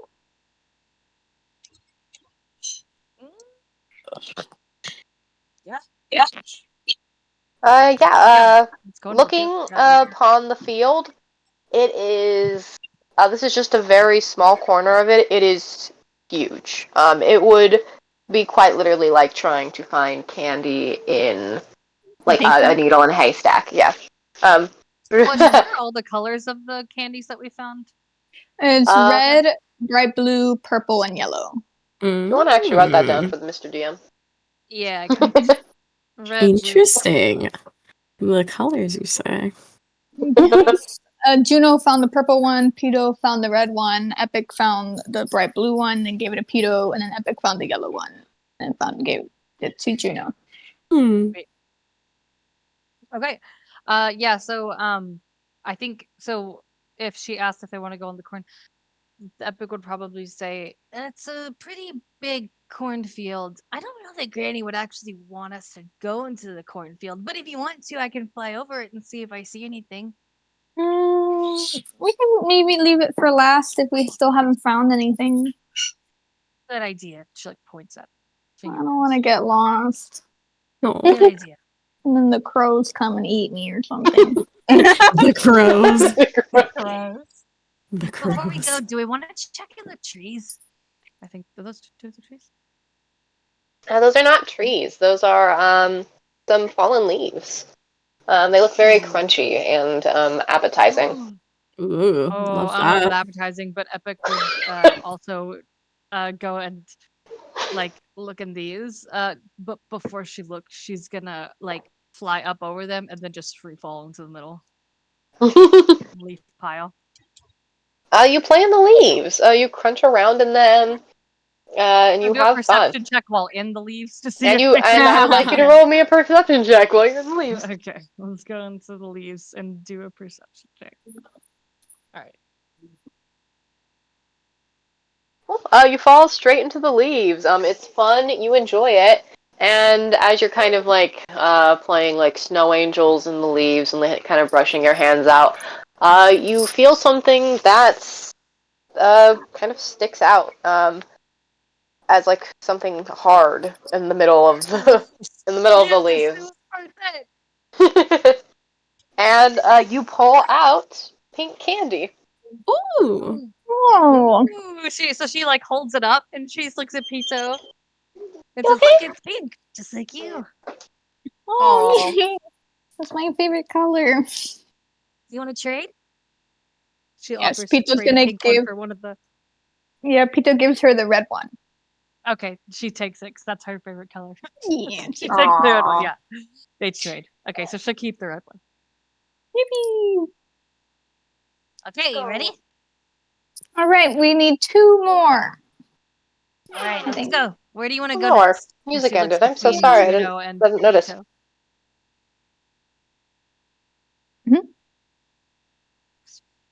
Okay. I'm kind of not sure. Where else do we have to go on like the map. Sorry. I think we can go more south. Sounds good to me.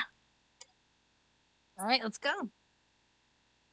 Okay, so as you go down, you guys would know that downwards doesn't really lead to a lot of stuff. It mostly just leads kind of to the rest of the farm. And it's just sort of like the outskirts of the cornfield. It doesn't really lead to anything else that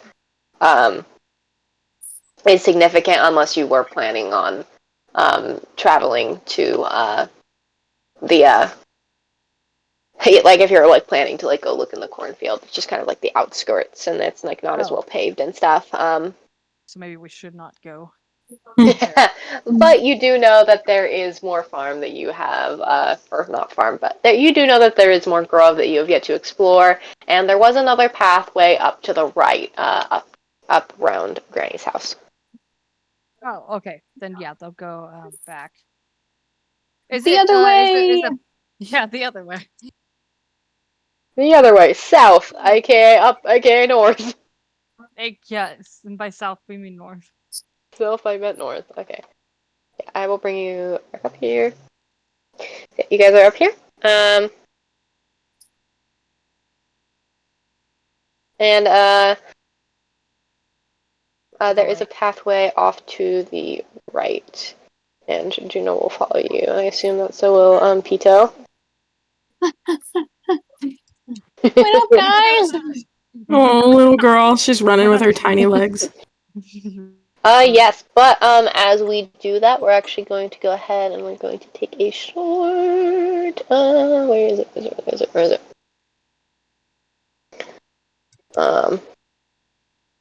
Cecile and Beast. Beast. What direction do you go in?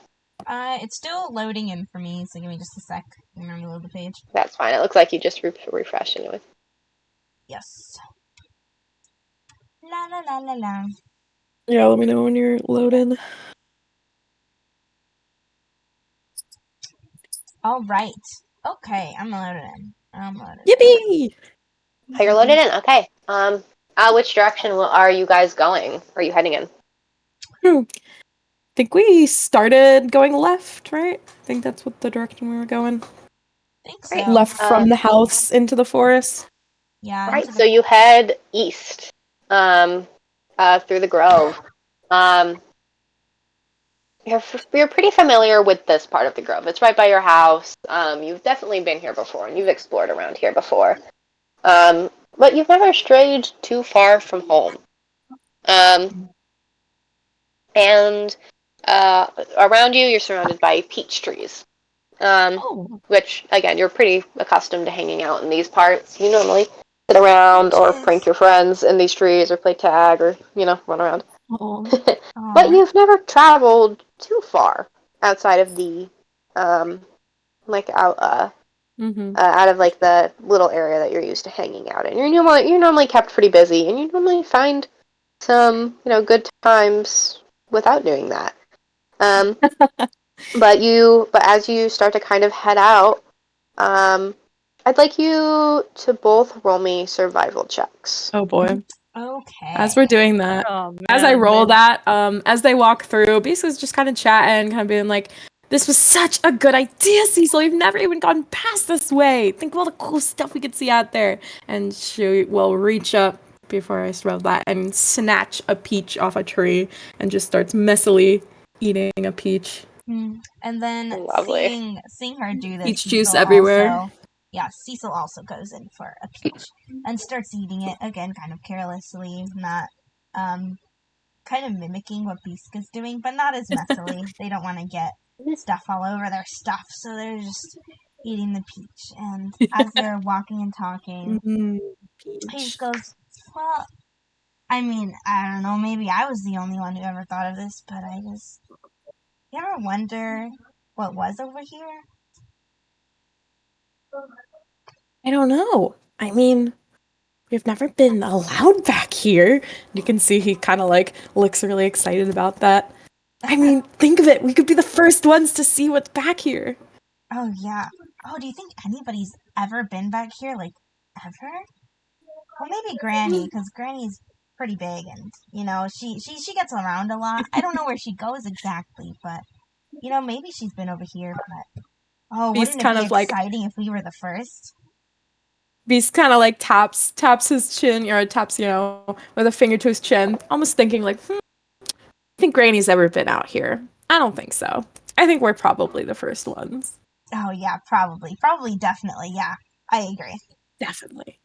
They keep walking. Yeah, they're walking, eating peaches. No, great. Beast, as you guys are walking, Beast, you don't really remember this part of the forest anymore. As you guys walk through the forest, it's quiet as usual.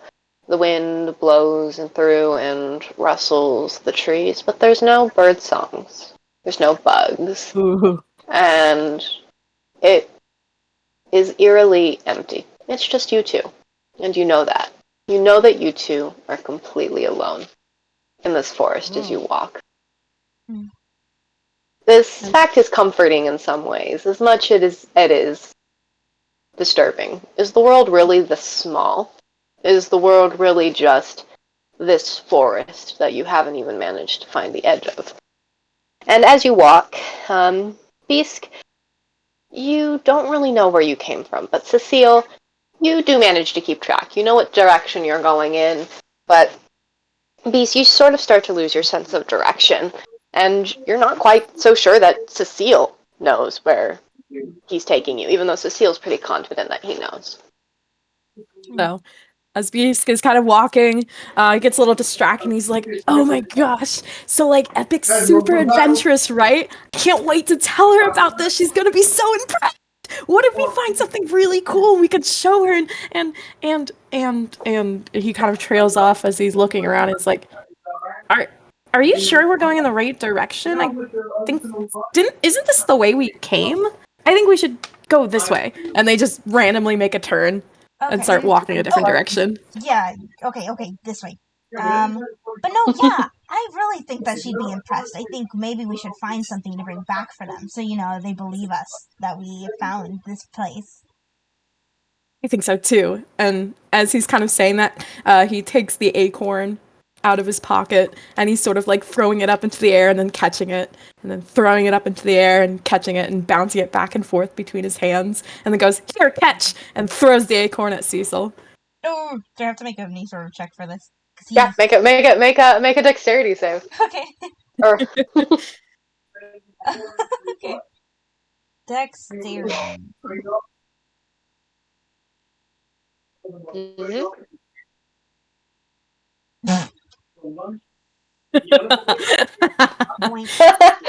You fumble to catch it and it falls to the ground. He leans down and picks it back up, and he whistles and throws it in the air too, tossing it to himself like that didn't just happen. And he's tossing it, and he goes, "So you and Epic made a bet, right? About I don't remember exactly, but what was it that you said you were gonna give them?" Beast is kind of like walking along. Beast definitely saw that acorn drop to the ground and kind of like gives Cecil a side eye and sort of, gives him a little bit of a side eye because if that had rolled away, he would have definitely gone chasing after that acorn. So as Cecil picks it back up again, Beast kind of shrugs and sort of, picks at their cuticles a little bit and is like, it's nothing. I mean, I saw that acorn and we both thought it was really cool and we just kind of made a bet about it, so I'm just kind of really glad that I ended up getting it. And she sort of smiles. It's really cool, right? and he picks it up and he is holding it between his two fingers, and he holds it up to the sun and he's squinting up at it. Yeah, it's really nice. How'd you find an acorn so nice? And he tosses it back to Beast. Underhand right? Isn't it awesome? We found it outside, kind of like around the well. It was kind of just out there. I think it's magic. And then he's going to attempt to catch it as well. Oh. Do you think we'd be able to find even better acorns out here? I mean, this is stuff that people's never seen before, so I think we could probably find something even better to bet on. Beast, you easily catch it. You do some cool tricks with it, kind of just to show off to Cecile, but you're not even trying. And you look really cool doing it. They look so cool. They're doing very that. happy about this. So this makes Beast kind of like flaunt a little bit, flick the acorn back and forth, and kind of giggles to himself like and pockets the acorn again. And then nods and says, "You're right. If we found a cool enough acorn by the well, think of all the cool stuff we could find out here. If this acorn's magic, I bet we could find so many more cool magic things out here." And Beast kind of looks all around the forest, seeing if there's anything at all interesting around. By the way, I'm gonna kick out the music bot and bring her back, so don't get scared if you hear stuff leaving and coming back. Okay. I'm just trying to fix it right now. Go ahead and make me a perception check. Okay. Where's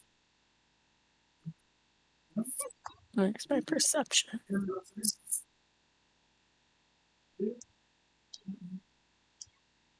You're full. There we go. Hooray, Jazz. Nice, Ooh. Jazz. Hi, Jazz. Wanted to bring our Jazz back. It was feeling too lonely. Fuck yeah. I like our Too Jazz. quiet. Love Jazz. Okay. As you look around, Beast, you have definitely never been here before. You guys have been walking for quite some time, and this is the furthest into the forest you think that you've ever been before, honestly. As you guys walk, but Beast, you are now certain that you have no idea where home is anymore. You have no idea how to get back. You had already started to lose your sense of direction, but now you've definitely lost it. And Cecile, I would like you to make another survival check since you guys have changed direction now. Okay. Where the fart is it? Oh, I was already there.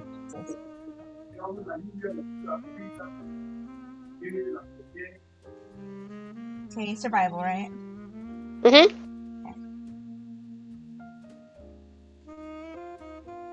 Oh, hell yeah. Ooh. Damn, Oh, fuck nice. yeah. Cecile, you know exactly where you are. You are super confident. You have a great sense of direction. You know exactly where you guys are going and how to get back.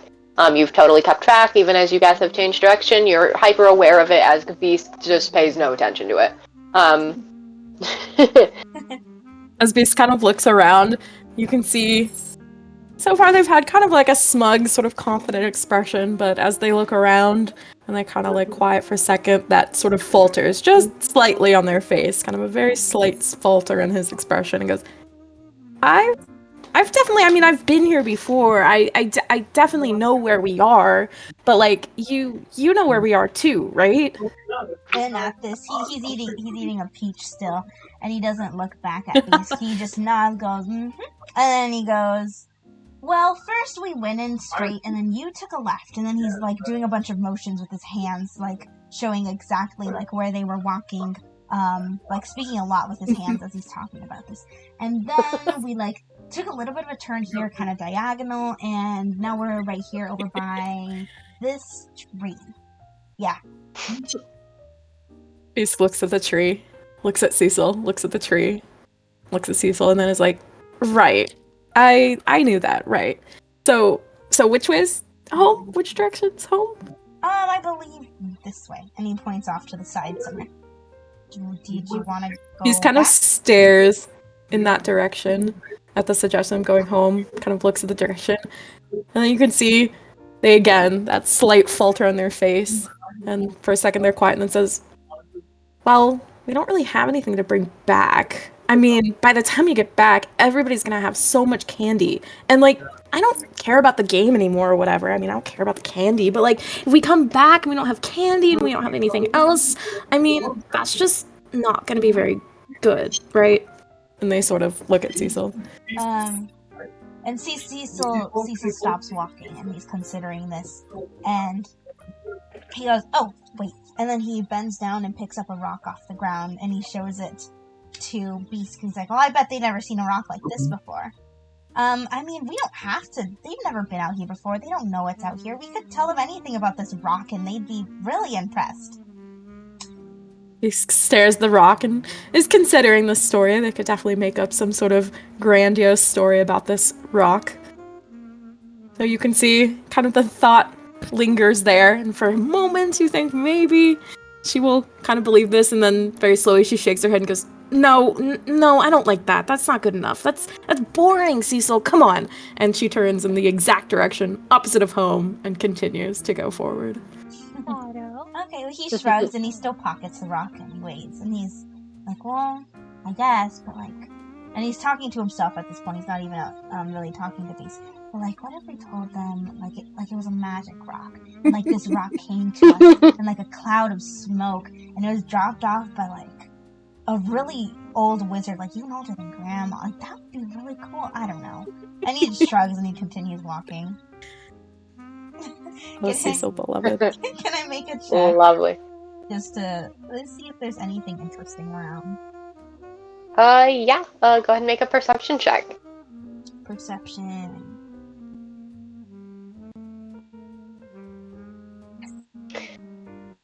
Wonderful. So as you're walking, you guys continue walking. You're pretty far out from home, and Cecile, you know this very well because you're keeping really good track. This is definitely far past anywhere that you guys have tried going before. Like past all of the boundaries, you can't even see home, you can't see the farm, like there's no sign of life out here at all, besides the trees that surround you. And as you keep going, as you keep persisting, you spot a clearing, and you can see something kind of glowing through the trees. Oh. Cecil nudges Beast a little bit with his elbow. He's like, hey, out there, and he squints and he points straight ahead. Do you God. see that's glowing? Is that supposed to... Do trees do that? Bisk is sort of like one track, one mind, like stomping through the forest, looking around, like straight ahead. But as soon as Cecil like taps on his shoulder and sort of directs his attention over, he looks over and sees the glowing and eyes wide, and then shoots a look back at Cecil, and she's like, "Oh my god, I think that could be it. That could be something cool that we could bring back. Come on, we should go check it out, right?" Yeah. Yeah, I'm sure there's some way we can bring this back. Let's go. So they go running towards this light. Yep. But running, okay. But as they get closer, Beast kind of slowly slows down, and then like he holds a hand out and stops his brother, and then like hand out, stops, goes, "Hold on, we should," and kind of looks at one of the trees, and then slowly sneaks up, kind of darts behind a tree, and then looks back at Cecil and nods, and then looks around the tree and kind of starts to slowly, stealthily attempt to approach this glowing light. Okay.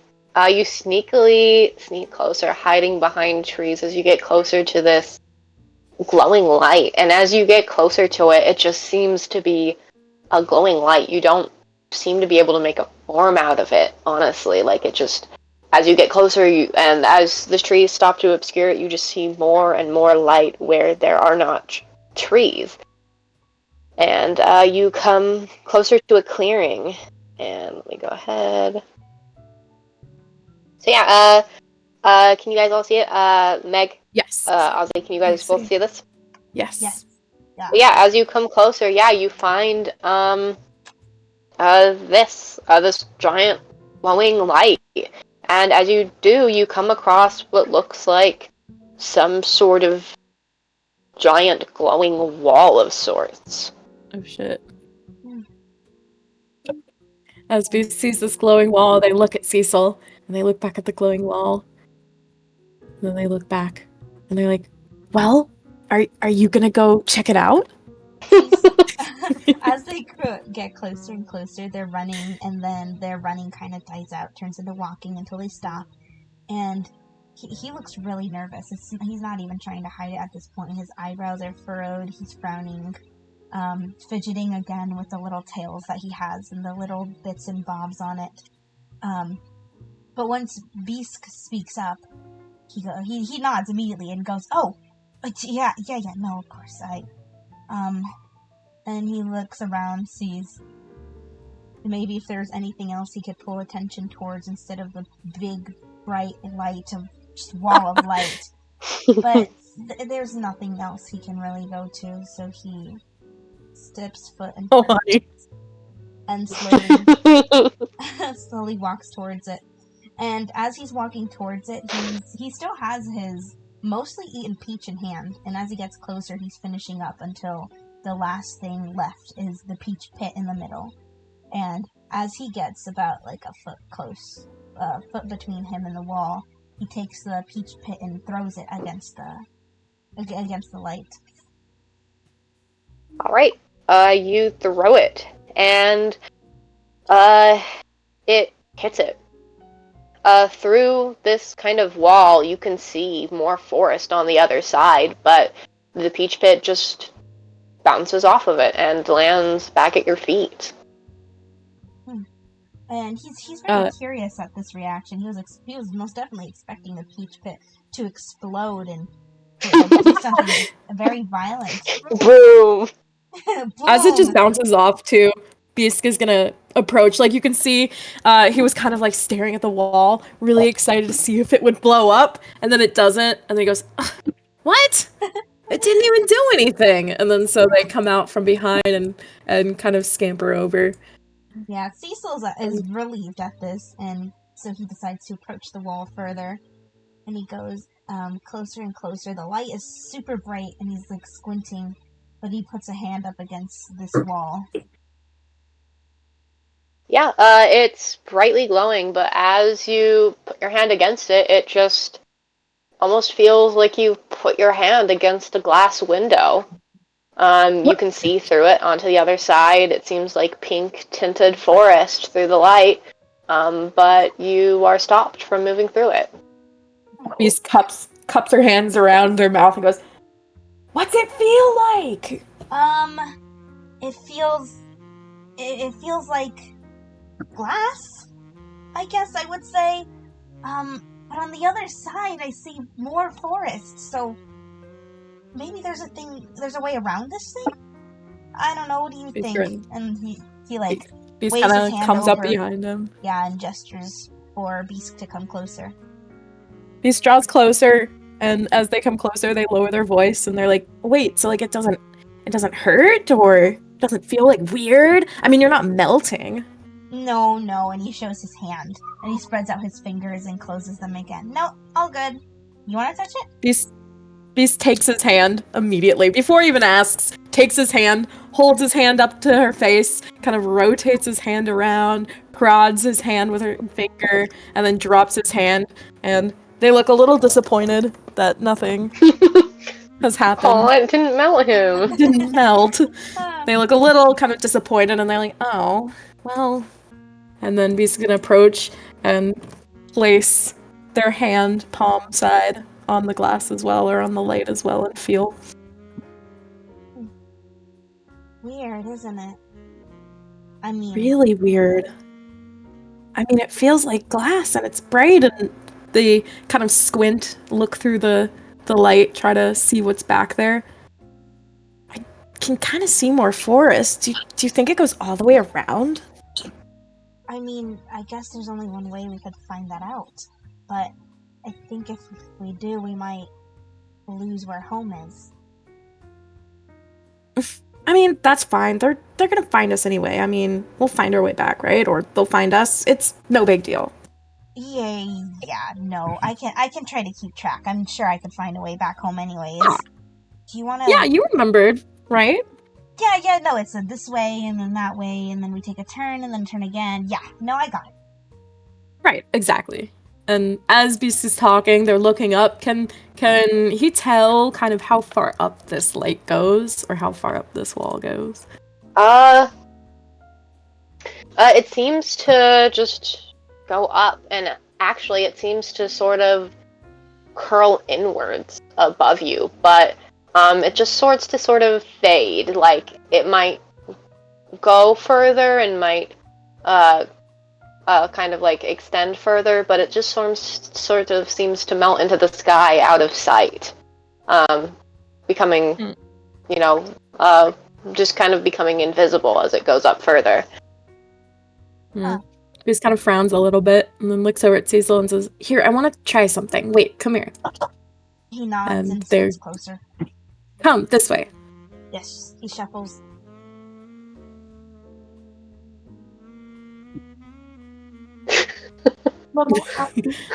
Come, child. That is. Blah, Blah. blah, Come, child. blah. Follow me, Cecil. Yes, he follows. He shuffles behind Beast. Good. Come here. Yes. Your token needs to move so I don't kill you. We'll move him Thank- down. As these backs up, they will raise their hand and cast a cantrip, a ray of frost, right at the wall. All right, roll to hit.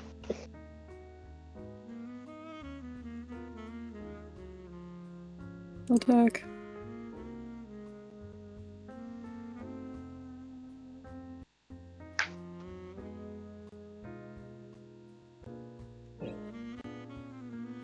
All right, that does hit. So roll damage.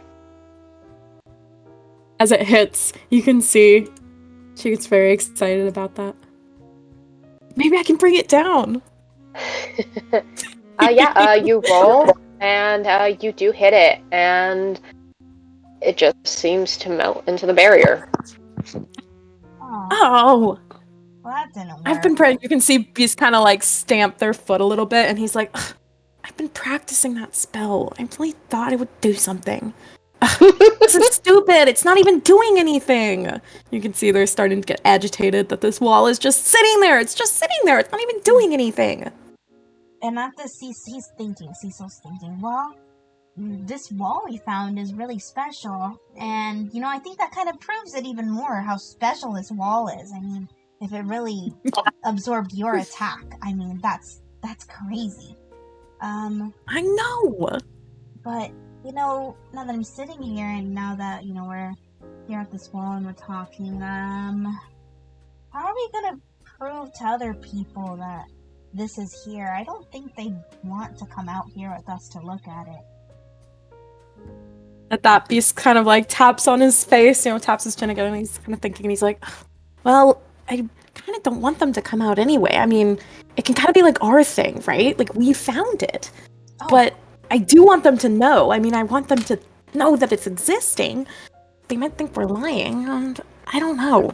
They kind of stare, and they're like, well, we'll tell them. And if we have to prove it, then we'll find a way to prove it.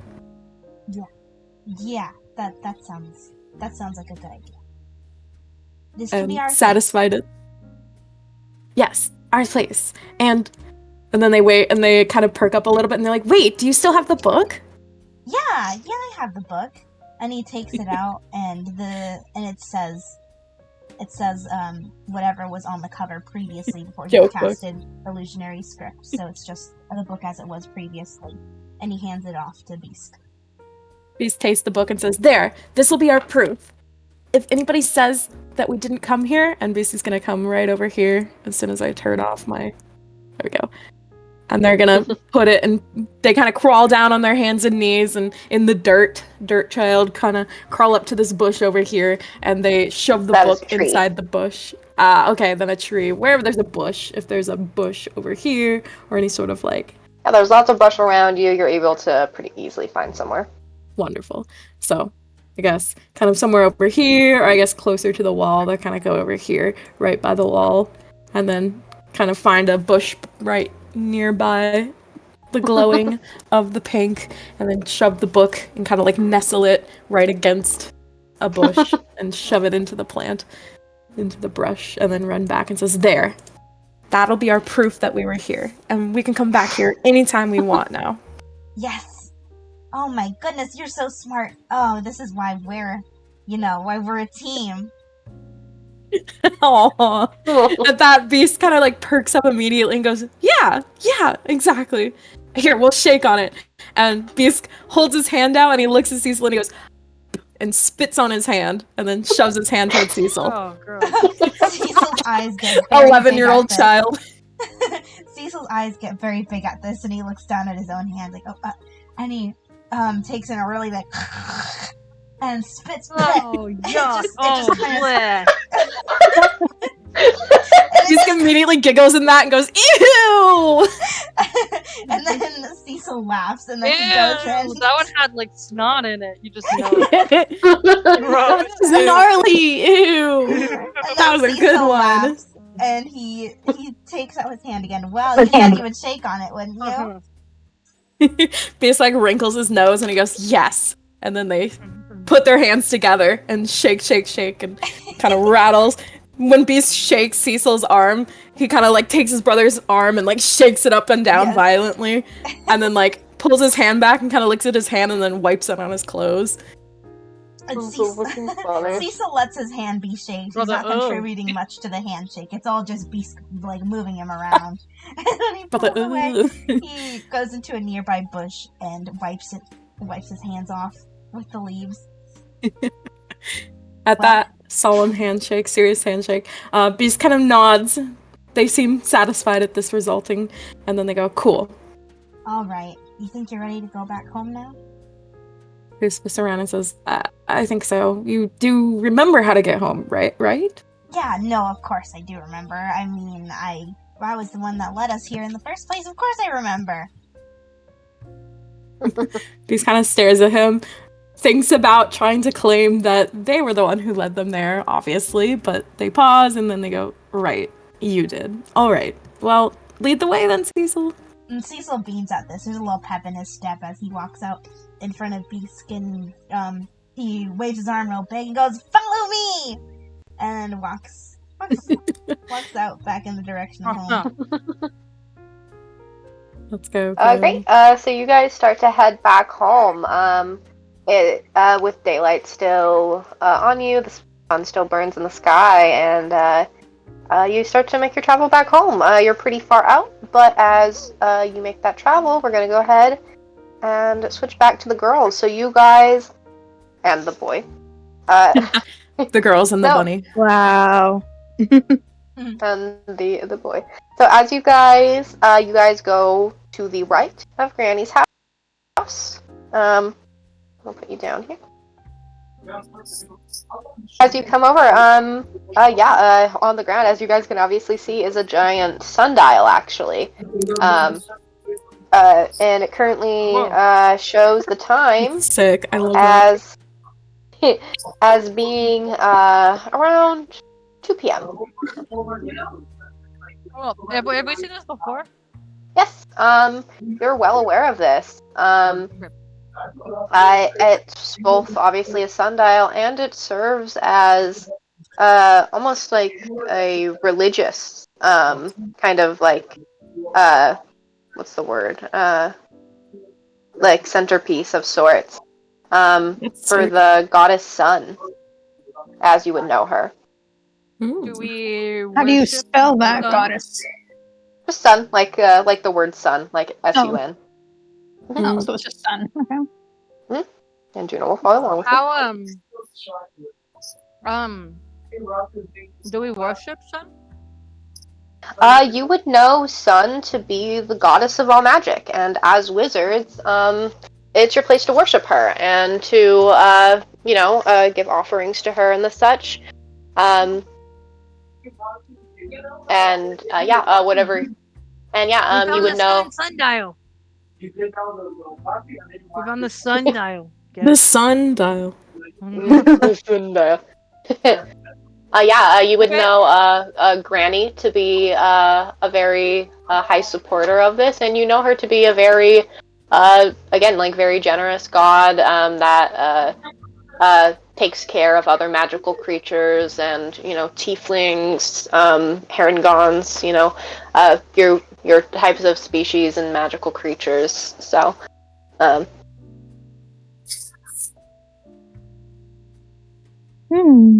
Okay, so Is there candy on the sundial? I was about to say, I was gonna give you a perception check to see if there's candy on the sundial.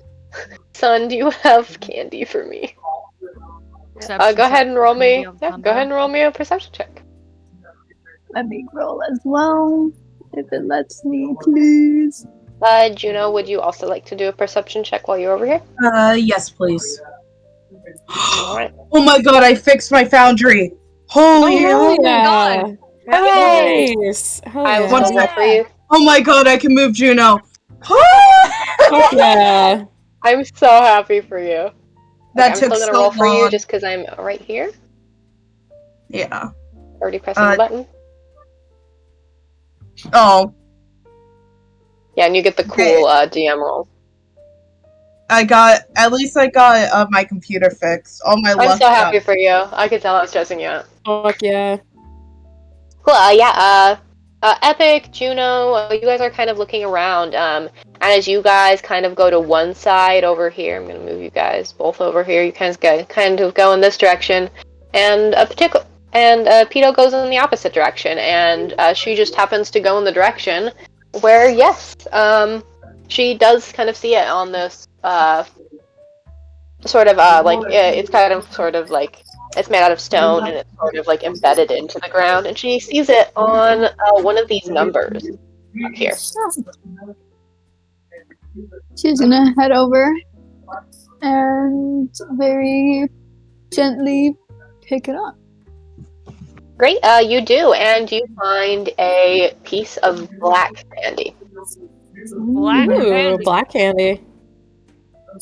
Pito is going to hold it up and kind of call out Or to my her twin siblings. that never lived. To her siblings on the other side and go, I found one. It's black. I think it might be licorice That's flavored. my imported twin. Ew, licorice. I think it. Oh, actually, she actually Yeah, I was did gonna it. say you love Oh, it's a really rich flavor. I didn't hear you. Your mic cut off. I think you're too far away. Your mic cut off. You're too far away. I Let me think I adjust my can't hear. microphone. It's black licorice flavor. I think it's the black candy. Is the Oh, wrapper that's my black or is it favorite. just or is the candy itself black? It's hard to tell. It's like wrapped in like black paper, but as you kind of like rip, and as you kind of like pull the paper to the side, the candy is also black. Okay, yeah. I think it is. There's not much writing on these wrappers, so I mean, it doesn't even tell you the sugar intake. It's on the box. We need to save it anyway, so let's just hold on to it, and maybe I'll eat that one when we get Okay. No, cutie. Okay. So then they have We have 1, 2, 3, 4, 5, 6. We have 6. We need 2 more. We have 2 more to go. We're really good at this. what'd she say? She's saying we're really good at this. Aw. Don't you guys think so? Candy Lords. I wish that the other 2 were with us, though. Oh, But if we're finding all this candy, I think that means that they're probably not finding any, right? or maybe they found the last 2. Oh, good point. Maybe we should Juno- look around for the last 2 here. Hmm. Juno does what? I was going to say that like Juno kind of looks a little bit almost like nervous at the mention of whether or not the other 2 have found the last 2 Juno. candy. Check. Insight check. Insight check. Good girls. You got it. Inside check. Insight check. Pito, you still really trust Juno. Like, I mean, you don't really notice. You're paying more attention to Epic, and you are kind of worried about them too. Like, you kind of have the same expression on your face as Juno does, of just kind of like this anxious kind of worry of, yeah, where are they? It is sort of weird. But Epic, you notice this, and you actually think that there's something off. He'd been you'd been a bit suspicious of him earlier, but you'd given him the benefit of the doubt. But a second time, this time, you're not quite so sure that Juno's telling you everything. Okay. So Epic kind of takes a step closer to Juno and says, Juno, you want everybody to be happy, right? Juno, where did you hide their bodies? Yeah, Juno killed them. What? Yeah? It's okay, I mean, I knew you do. So you would tell us if you knew where the other guys were, right? Well, I don't know where they are, so Roll me a deception No. check. gonna roll deception. Okay. I don't know, Epic. Juno never ever lies. He's one of the other siblings that Juno I never- trusted my whole life. He would never lie to me. Epic, I you know. weren't so sure that. You I weren't know so that sure. Juno never ever lies, which is why I think it's really weird that it sounds a lot like you're lying right now, Juno. I'm not. Epic, he's totally lying. Mhm. Okay, so she kind of like, how tall is Juno? That's a good question. I assume he's probably shorter than Epic. He's kind of just. I don't think I actually put a height for him, but I assume he's just kind of average for his age. And I assume, like, as a. He is. I assume as a tiefling, Epic would probably naturally be taller. So she'll kind of put her hands on her knees. I mean, I imagine she'll have to crouch or anything. And she just puts her hands on her knees and kind of like eye levels with Juno and says, Oh, honey. "Oh yeah, I forgot. Herring guns are pretty short. Yeah, He's a bunny. yeah." Kind Funny of puts her boy. hands on her knees and says, "Juno, I know you're a really honest person, and I need you to be honest right now. Where are Beast and Cecil?" Well, there. And he's like stumbling over his words. He feels like he's clearly been caught. Yeah. And he's like, I don't know exactly where they are, but they're not looking for candy. They kind of went off on their own. Off on their own? Which Like- direction? Which direction was it actually? It's just They went. Do you remember? You saw them kind of walking to the east of Granny's house. to the east of Or sorry, our the house. west. We were literally right next to a fucking compass. I went west. mean the west. The west? And she kind of looks behind her and says, Okay, I think we should probably pause candy searching right now. Let's go find Beast and Cecil just to make sure they're okay. No. You don't think they're dead, do you? Do you think the spiders got them? Oh, no, the spiders didn't get them. The The man-eating spiders are spiders. real. Remember? Well, maybe they're away from Granny's house. If they went past Granny's house, and maybe those man-eating spiders got them. Or what if they're cocoons right now in their webs and they're being waited before the giant spiders are gonna come and eat them alive? Okay. Hey, look at me. And she puts both hands on both sides of her arms and says, repeat after me. There's no such thing as man-eating spiders. There's no such thing. No such thing as a man-eating spider. Spider. Yeah. Yeah. Okay, there you go. Yes, Okay. we alright, haven't let's go. discovered everything yet. "All right, let's go." And so she's gonna kind of Aw. lead both of them over towards the west. Yeah. And then Juno runs behind. Yeah. Cool. Wait, guys, wait! My computer's lagging. Your what? Wait, guys, my No. Wi-Fi. No, my computer's lagging. That's so funny. Okay. No. Yeah. You guys go ahead. You follow after them, and you wander off into the trees and the grove. Tell everybody.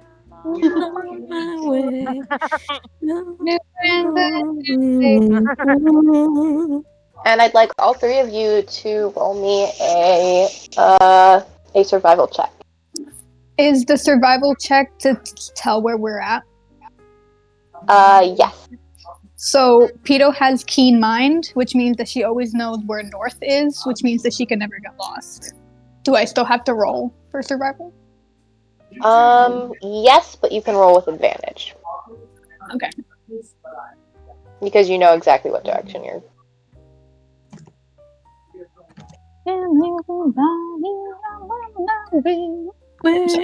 Taking forever. It's okay. Oh, natural 20.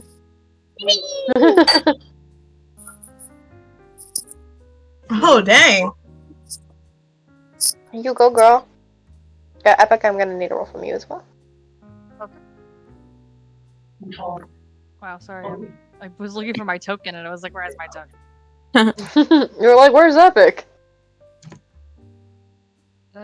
Survival? Oh, wow. Epic, you... That's okay, Juno and Pito, you know exactly where you're going. You have a great sense of direction, you're very careful. Juno, you're already pretty cautious just in general, and you don't want to get lost, and Pito, you just have a great natural sense of direction.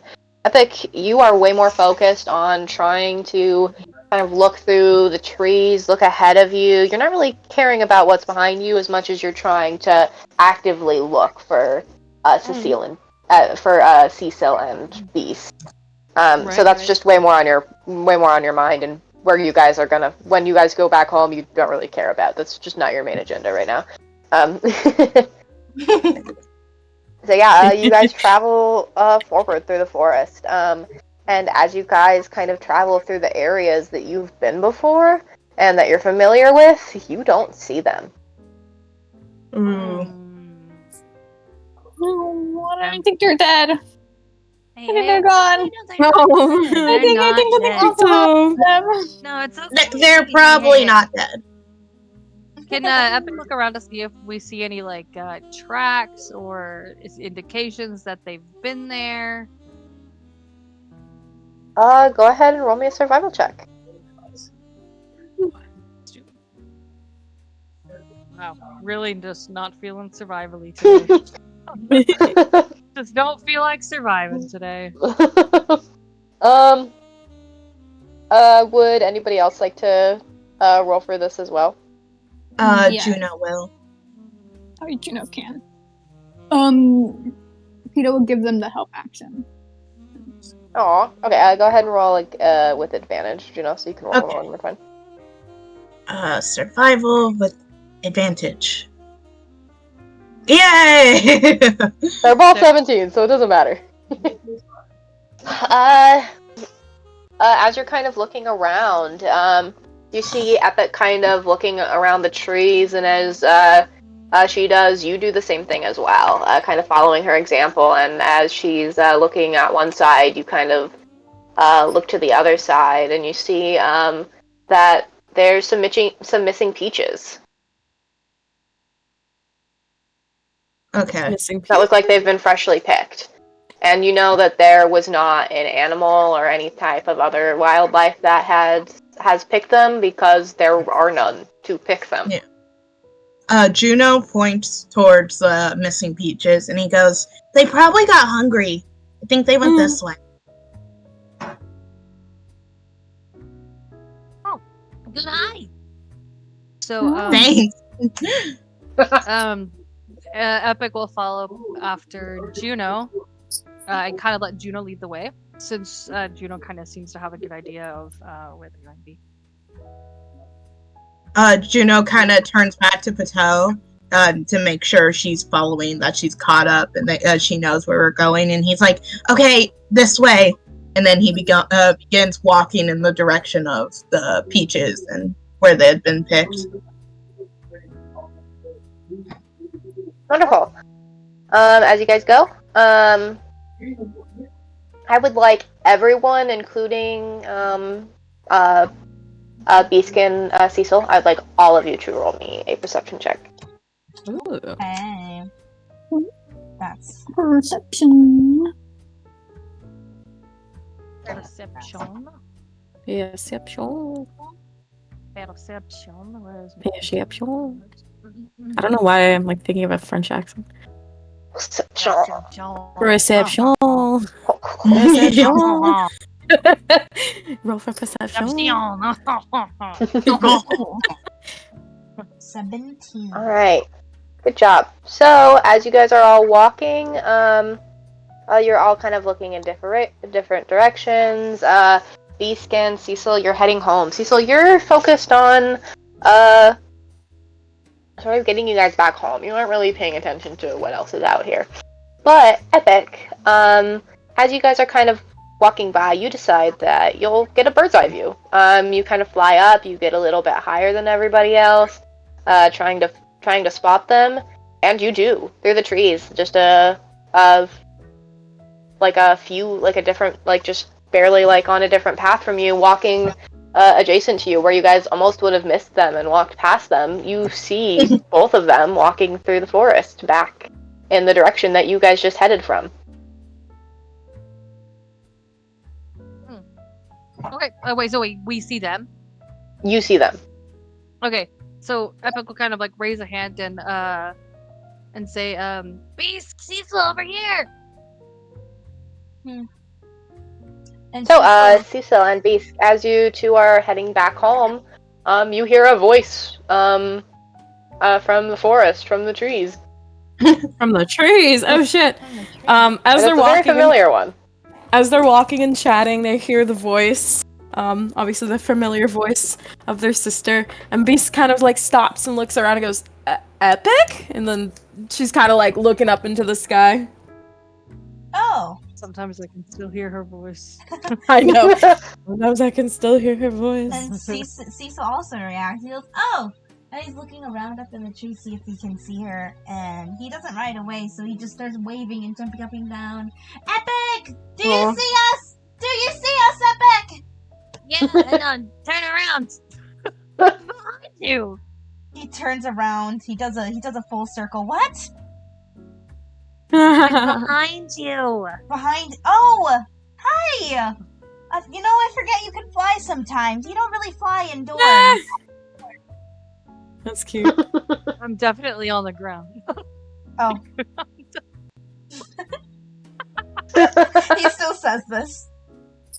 Okay. Yeah, that's something I do. It's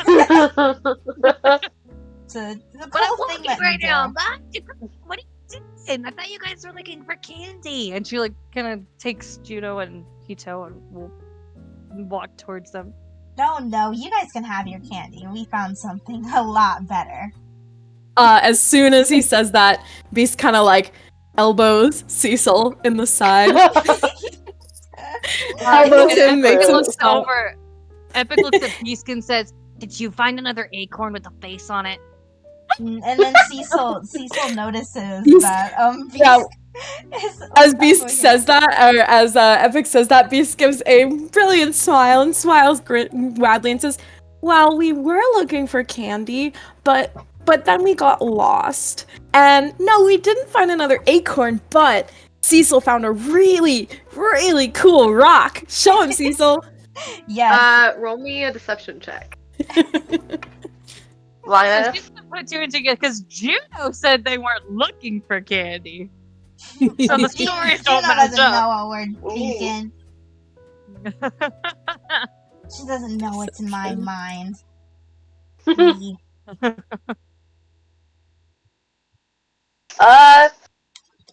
You do manage, while you guys looking for candy is pretty obvious, obviously like a contradiction, you do believe that Beast didn't actually find anything as cool as, just as Cecil was kind of implying. And that it's not very surprising for either of them, since they do tend to brag about stuff that didn't really happen, so it being something more underwhelming isn't that shocking to you. Cecil nods in agreement with Beast and pulls out a rock from his pocket. Yes, this rock came to me in a cloud of smoke. Oh, you should have seen it. It was really cool, but you guys were off looking for candy and we were off doing something else. So really wish you could have been there. Cecil, I need you to roll for deception as well. Oh my god. But isn't that just a regular sedimentary rock? No. Oh my god! As soon as as soon as she says that, Beast's face just drops, and Beast looks over and shoots Patel a glare and is like, "Oh, like, you know it all." I mean, just by the looks of it, it kind of looks like shale. Fail the hell up. Cecil, you're not very convincing. This rock isn't very special, and it looks like a normal rock. You haven't managed to convince them of any magical or cool properties about it. That this is bullshit. But she still nods and goes, "Wow, that's a really cool cloud rock. Sure." He smiles at this again as Epic seems not very impressed, but says that she's impressed. Beak still kind of gets a little bit of a smile, and he goes, "Pretty cool, huh, Epic?" Yes, and Definitely Cecil, cool. Way Cecil cooler so than holds the up cool. the acorn. rock. He holds up the So rock cool. to Epic and goes, "No, here, look at it yourself." He holds up the rock in his hand. Look, I think there's like kind of like markings on there. Who knows? It could be like an evil ruin or something. Yes. And she reaches for the rocks, like And take then, it so she can like hold it as up. she reaches for the rock, Cecil grabs her hand and uses shocking grasp. Go ahead and roll to hit. Yes. Okay. The old the old shocking gum trick. The old hand buzzer trick. Hand buzzer. Okay. So cute. I forgot how to do this. Okay. Yeah, I just did it like a million times. Ignore that. Yeah, roll a d20 to hit. There we go. That's so cute. He's so cutesy. He's such a mirror. Little trickster. Oh fuck! I love them. That's so cute. Okay, let me double check. Vic, what is your AC? That does hit. Meets a beats it, right? Yeah. Yeah, that does hit. So, go ahead and roll damage. Yeah. That doesn't do more than 7 damage. Buddy, you're gonna kill your sister. He's literally gonna witness a murder. Straight up We only knock her have- out. No, Ozzy, make sure to say you're not rolling to kill. I'm not rolling to kill. I'm rolling just to scare. Knock her out. Then you're all gonna get lost. Oh fuck! How do I roll Imagine if damage on Epic here? died the first session. Because I know, right? So God, I didn't even do anything but try to entertain my stupid little brother's stupid trick. Oh yeah, that's such a cool rock, I said like a dumbass. Yeah. You want to take a closer look there at I that? told you it was just sedimentary rock. Oh my god. Ozzy in the chat, there should be damage somewhere. Yeah, under shocking grasp. Well, there should be a damage button. And just say damage. Okay. Oh god. I know medicine, so oh my god. Okay. Oh my Can god. I do a medicine check? To I'm gonna- resuscitate? Okay. I will step in. I will step in and I'll say, since you are intentionally not trying to do Like a small high amounts shock. of damage, Like a I joke will shock. let you do the lowest amount of damage intentionally. Suffer the consequences this way. Isn't that like It's a almost joke all of your shock. health? Holy crap. I will allow you to I will allow you to do intentionally the lowest damage you can with the spell, since you're not trying to do harm. So Oh my Epic, god. I will let you take 1 damage. Oh my To make God. up suffer the Freaking kill our consequences. sister here. No! Hate is You're freaking kill our sister. Gonna, That's so gonna good. step in. So Epic doesn't die a So cold death. funny. Oh my god. Jesus Christ. We're wizards, guys. Remember, we are wizards. I'm gonna do a little shocking trick. That's all. Epic God. dropping It was just a dead. joke. It was just a prank. It was just a prank. It was just a prank, bro. Right, bruh? It was just a prank, bro. Oh I my think god. that you should have to something like try to explain that to Granny. Try to explain it to Granny. Yeah. Just my a prank, You go up bro. to Granny and you're like, it's just a prank, bro. It was just a prank. Knock the Prank, fuck bro. out. Don't get it. Why are you mad? It was for the That's vine. so funny. Okay, anyways. Or the vine. As Cecile takes your hand, the Epic, you just feel like an awful shock. For a second, you feel like your soul leaves your body as God tries to take you. But in actuality, you only took 1 damage. Oh, But it does hurt. really bad. You shouldn't do that. That could kill somebody. It's super bad. Oh my god, that's so funny. Damage or something. That's crazy. That's crazy. So she kind of like it makes the sound of like is stunned for like a second. Like shakes her head a little bit as she's like forced to, her soul like returns to her body, and she kind of like like that's don't do that. Cecil does not hear this. He is doubled over laughing hysterically that joke actually worked Oh and my that God. you actually shook his hand in that moment. He is like folded over by the waist, holding on to his stomach, just giggling and giggling. Okay, Oh my all right, God. yeah, that's really funny. Okay, come on, let's go back to Granny so that way we can count our candy. And she holds out her hand so that Cecil can take it, so that she can pick him up. And he does take her hand. He does take her hand. And then she does shocking grass.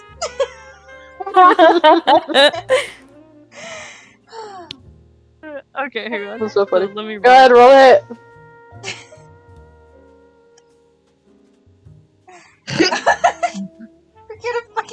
Oh no.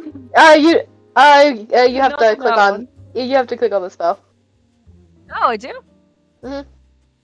Cool. I thought it only gave the description. Let me see here. Where's my thing? There we go.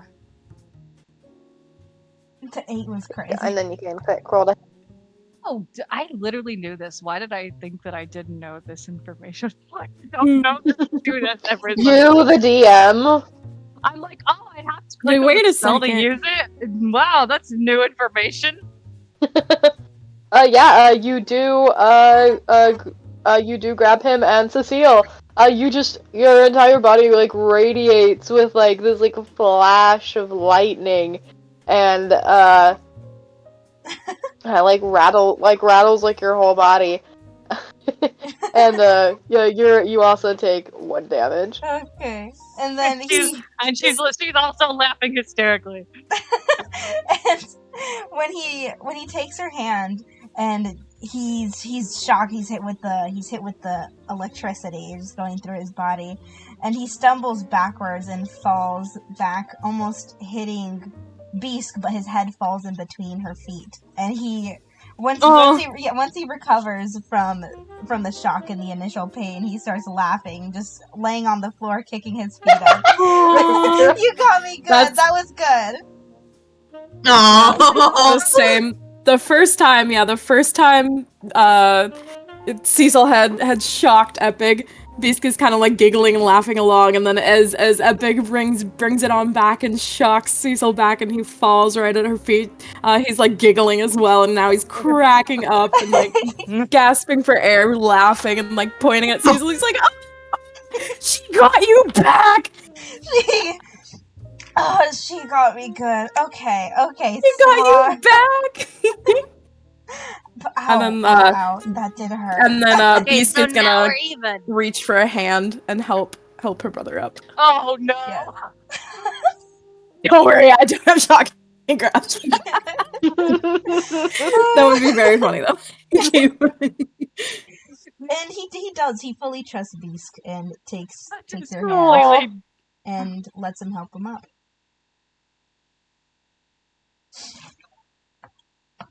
Shocking grasp. No, I'm joking. Oh yeah. You get up.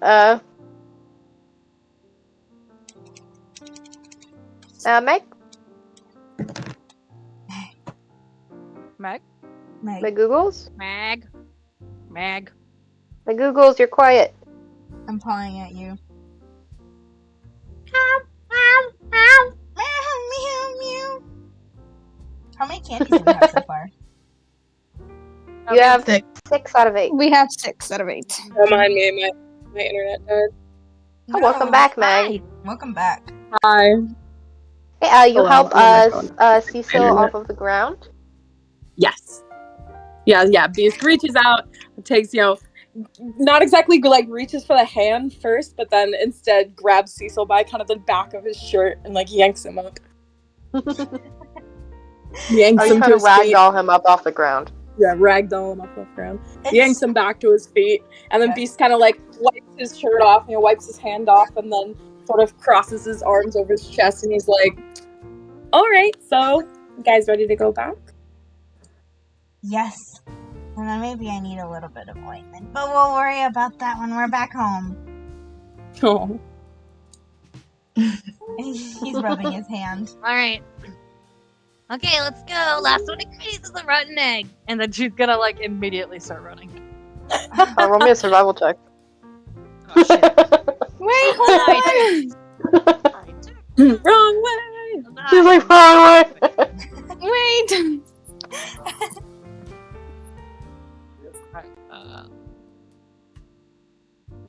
Yeah.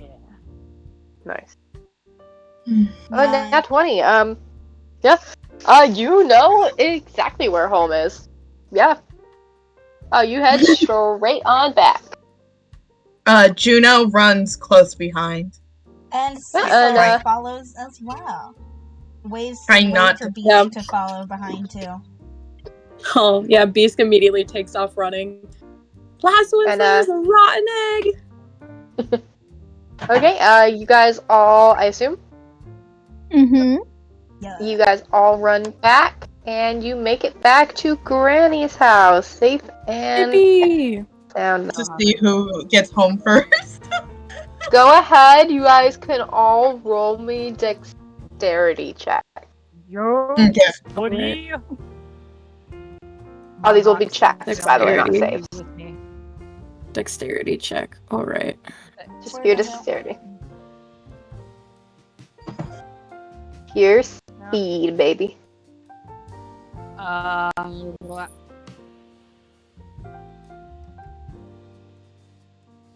Come on, let me click on my. Oh, there it is. Straight up would not know. Oh my god. You asshole. Yeah! Nice. Asshole. Okay, yeah, Epic gets there Possible first with her head start. Yeah. But Cecile is right behind her, and Pito comes up after, and then Beast, and then Juno. Who seems Juno to be used dragging up his all feet. He his wasn't part energy of- at the beginning trying to he catch wasn't up part of with the that race. dick. Peter is so happy that she's third place. Peter is so happy to be third place. Aw. Epic runs inside with her siblings and is like, Granny! Granny, we found some candy! Oh, okay. Ew, somebody smells like rotten eggs. We're still missing Ew, you guys two, I smell think. that? Please come inside. Let me put you guys down here. Hold on. Okay. Granny is still, she would be over here now. She's actively cooking. As you guys come in, it smells like warm stew. as it- I walk in, Epic passes Pito her very last candy to make Pito Aw. have the most candy. Oh, yay. Aw. Peter's And very then she happy. says, Oh, by the way, didn't we all agree that whoever finds the most candy gets all the candy?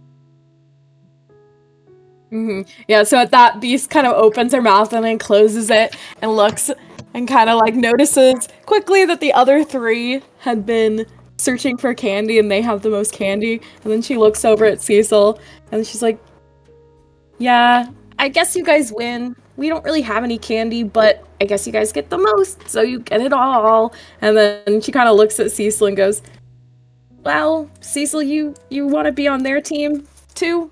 You can have their candy if you guys Epic want to all puts share it. a hand on Pito's shoulder and says, Well, Pito found the most, so I think it's up to Pito what she does with it. and then Epic kind of like winks at her, like, you should share the candy with them because there's 5 pieces.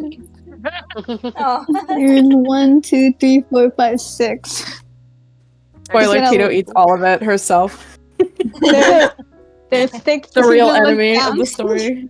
Oh, there's 6 pieces of candy and there's 5, so then she can have the extra. So Yeah, she looks down at the candy in her hands, and she's gonna go, well, I'm just gonna look up to everybody, and then she's going to begin passing them out. She gives Epic the red one, she gives Cecile the purple one, Juno gets a yellow one, and then for Basic, she gives the bright blue candy. And she goes, and as she passes it to them, she's gonna go, I'm really glad you guys didn't get eaten by a man-eating spider out in the forest. Oh, we almost did. But you couldn't handle the first story. Yeah, as Beast tastes the candy, kind of a little reluctantly, but he's glad to have some candy. He kind of takes the candy, doesn't really look at Pito as he takes the candy. He just kind of doesn't really look at her and just goes, yeah, thanks, or whatever. I guess that's kind of cool of you. And Cecil smiles over whatever. at Flips these. his hair. Whatever. Flips his hair. I guess it's kind of cool of you, or whatever. Yeah. Or whatever. So Okay, cute. thanks. Okay. At this And point, Pito has so Pito has so they all have their colors, and then Pito has a Mhm. black one, right? Has the black one, yes. But then she gives Okay. it to Epic, assuming that it's licorice. Oh, To give it to Epic. Aw, that's cute. So, she's gonna pocket the candy. She'll let her siblings talk, and she's gonna actually go find Granny. Aw. Juno's gonna follow Epic to go to Granny. Sock And up. Epic walks up to Granny lovers. to Granny and gives Granny the black candy No. and says, Hey, Aw. Granny, we found all the candy. Thanks for making dinner. You found all of them already. Not all of them, though. But we found enough, and that's what matters. Granny nods and she'll lean down and she gives you a kiss between both of your horns. Oh, Oh, Granny. Washes. I don't know if I trust her still, but I hope you had fun. Dinner is Tons of fun. almost done, but it'll be a few more minutes. Smells good, and she kind of is there a little window into the coal stove? Can she look? As she's cooking on the stove, and as you kind of show interest, she'll kind of look down at you, and she'll take a moment, and she'll kind of pick some, take a little scoop of it, with her, with her little ladle, and she'll offer you kind of a taste test of it. Oh, totally. I ate some. You take a poisoned. It's poisoned. you take Oh, I died. you take a little slurp of the soup, and it's delicious. It tastes great. Oh, Aw. yeah. Yeah, it tastes wonderful. And she'll go back to cooking, and she'll say, No, that's totally people in the soup. That soup. We're Sweeney Todd in this soup. Sweeney Todd. Cecil's gonna go over actually to Granny's rocking chair and motion for Beast to follow him. He sits in her chair. Aww.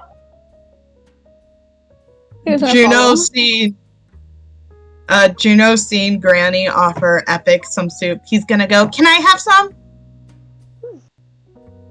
Of course. Maybe you could tell me if there's anything missing. And she'll pick some more up in her little spoon. She'll lean down and kind of blow on it and offer some to Juno. Juno happily takes the sip or bite of it. Do you think there is anything missing? Well, it's not done cooking yet, so it definitely needs some more time on the stove. But go ahead and roll me. How about perception? Roll me a taste check. Roll me a taste test. That's what he tastes. Nat 20 taste. Nice. Nat 20 taste. That's awesome. You're a super taster. I mean, you've tasted this stew so many times, and you are just an expert in Granny cooking. I mean, this is one of your favorite things to do. You've spent so much time in this kitchen, just watching Granny cook, helping her out, stirring the pot for her, and you know that this soup definitely needs some basil. Aw, I love basil. So Juno's gonna go. It tastes really, really good. But maybe some basil, just a little bit. But it's really good. Get me some out of the pantry, Juno. Yeah. And so he immediately walks over to the pantry to grab Granny some basil. Wonderful. Yeah, you go over to the pantry. Kind of pinned to the pantry is a calendar. It's currently October 5th. Ooh. Yes, it's currently October 5th. Hello. Hold on. Yeah, it's currently October 5th, 10:12. And you actually note that Beast's birthday is this month, on October 26th. Aw. Mm-hmm. Juno looks at that October and kind of child. thinks to himself that he probably should start looking for a gift for Beast, just because Aw, sweetie. it'd be nice. And he also hasn't thought about it until now. But after noticing the calendar and keeping that mental note, he'll hopefully remember he again grabbed basil. You kind of search through. There's a bunch of dried herbs. There's a little basket of like some fresh peaches that you guys just always kind of keep there since they're since they're so easy to find. You're good. Since they're so easy to find, there's some like dried meats in there, some cheeses, some like jarred flour, and you kind of go to where you know the spices are, and you're able to find some basil. Yeah. So Juno grabs the basil, immediately goes back over to Granny and holds it out to her and goes, "Here you go." Thank you, and she will gladly take it from you, and she'll start adding it to the soup. Juno has a big old smile on his face, happy to help Granny. Aw. Yeah, wonderful. And as you do that, she'll start to stir, and she'll say, "It sounds like you had quite the adventure today, then." Juno gives her a nod, but kind of doesn't elaborate about anything that goes on that actually went on, because even though he told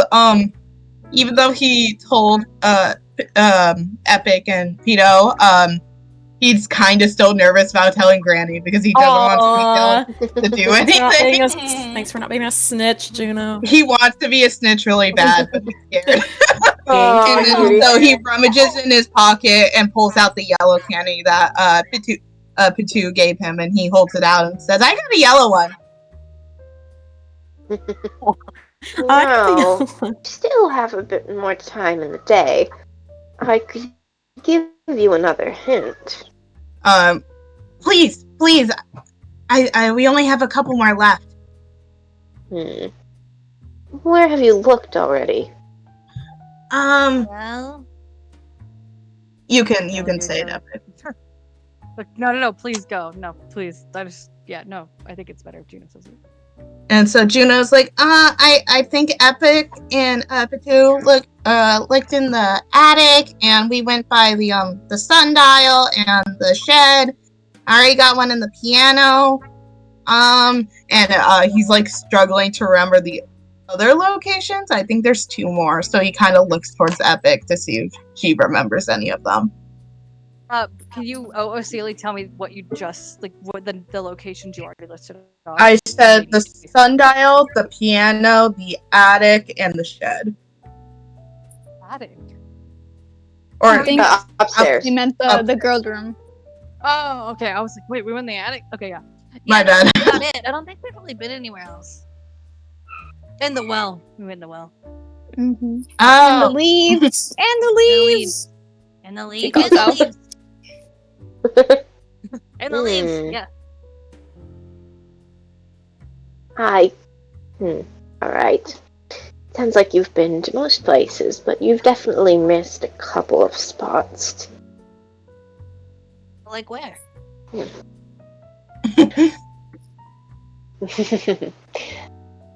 There's one underground, and there's one among the birds.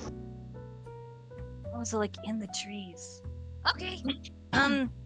So maybe we could go check the cellar. And then so she's gonna kind of look at Juno like we should definitely go check the cellar. Yeah.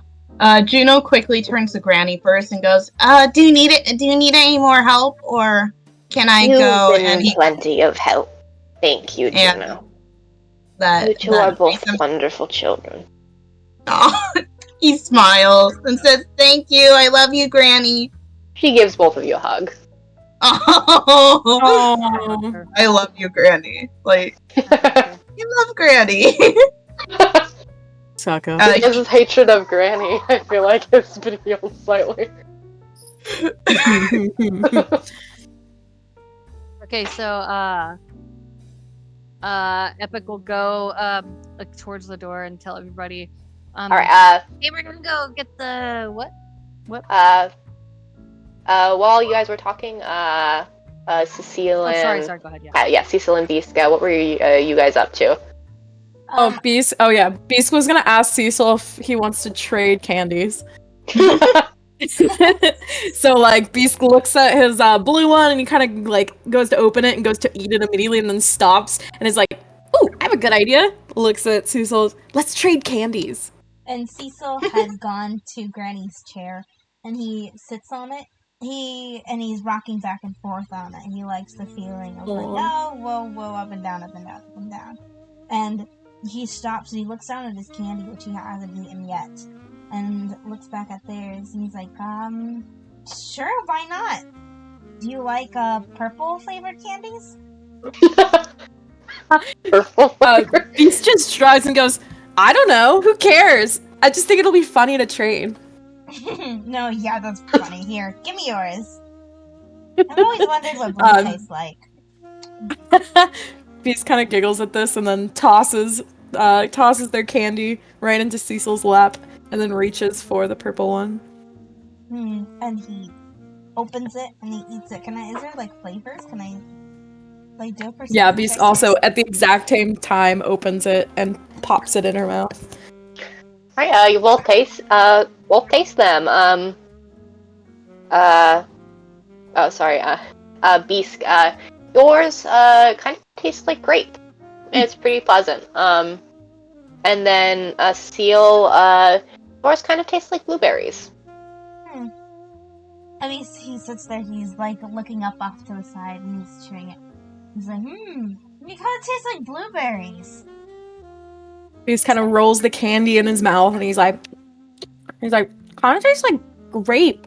And then he chews it up, swallows it, and shrugs and says, I don't actually really like candy, so And it's fine, I guess. Goes, I don't really like blueberries.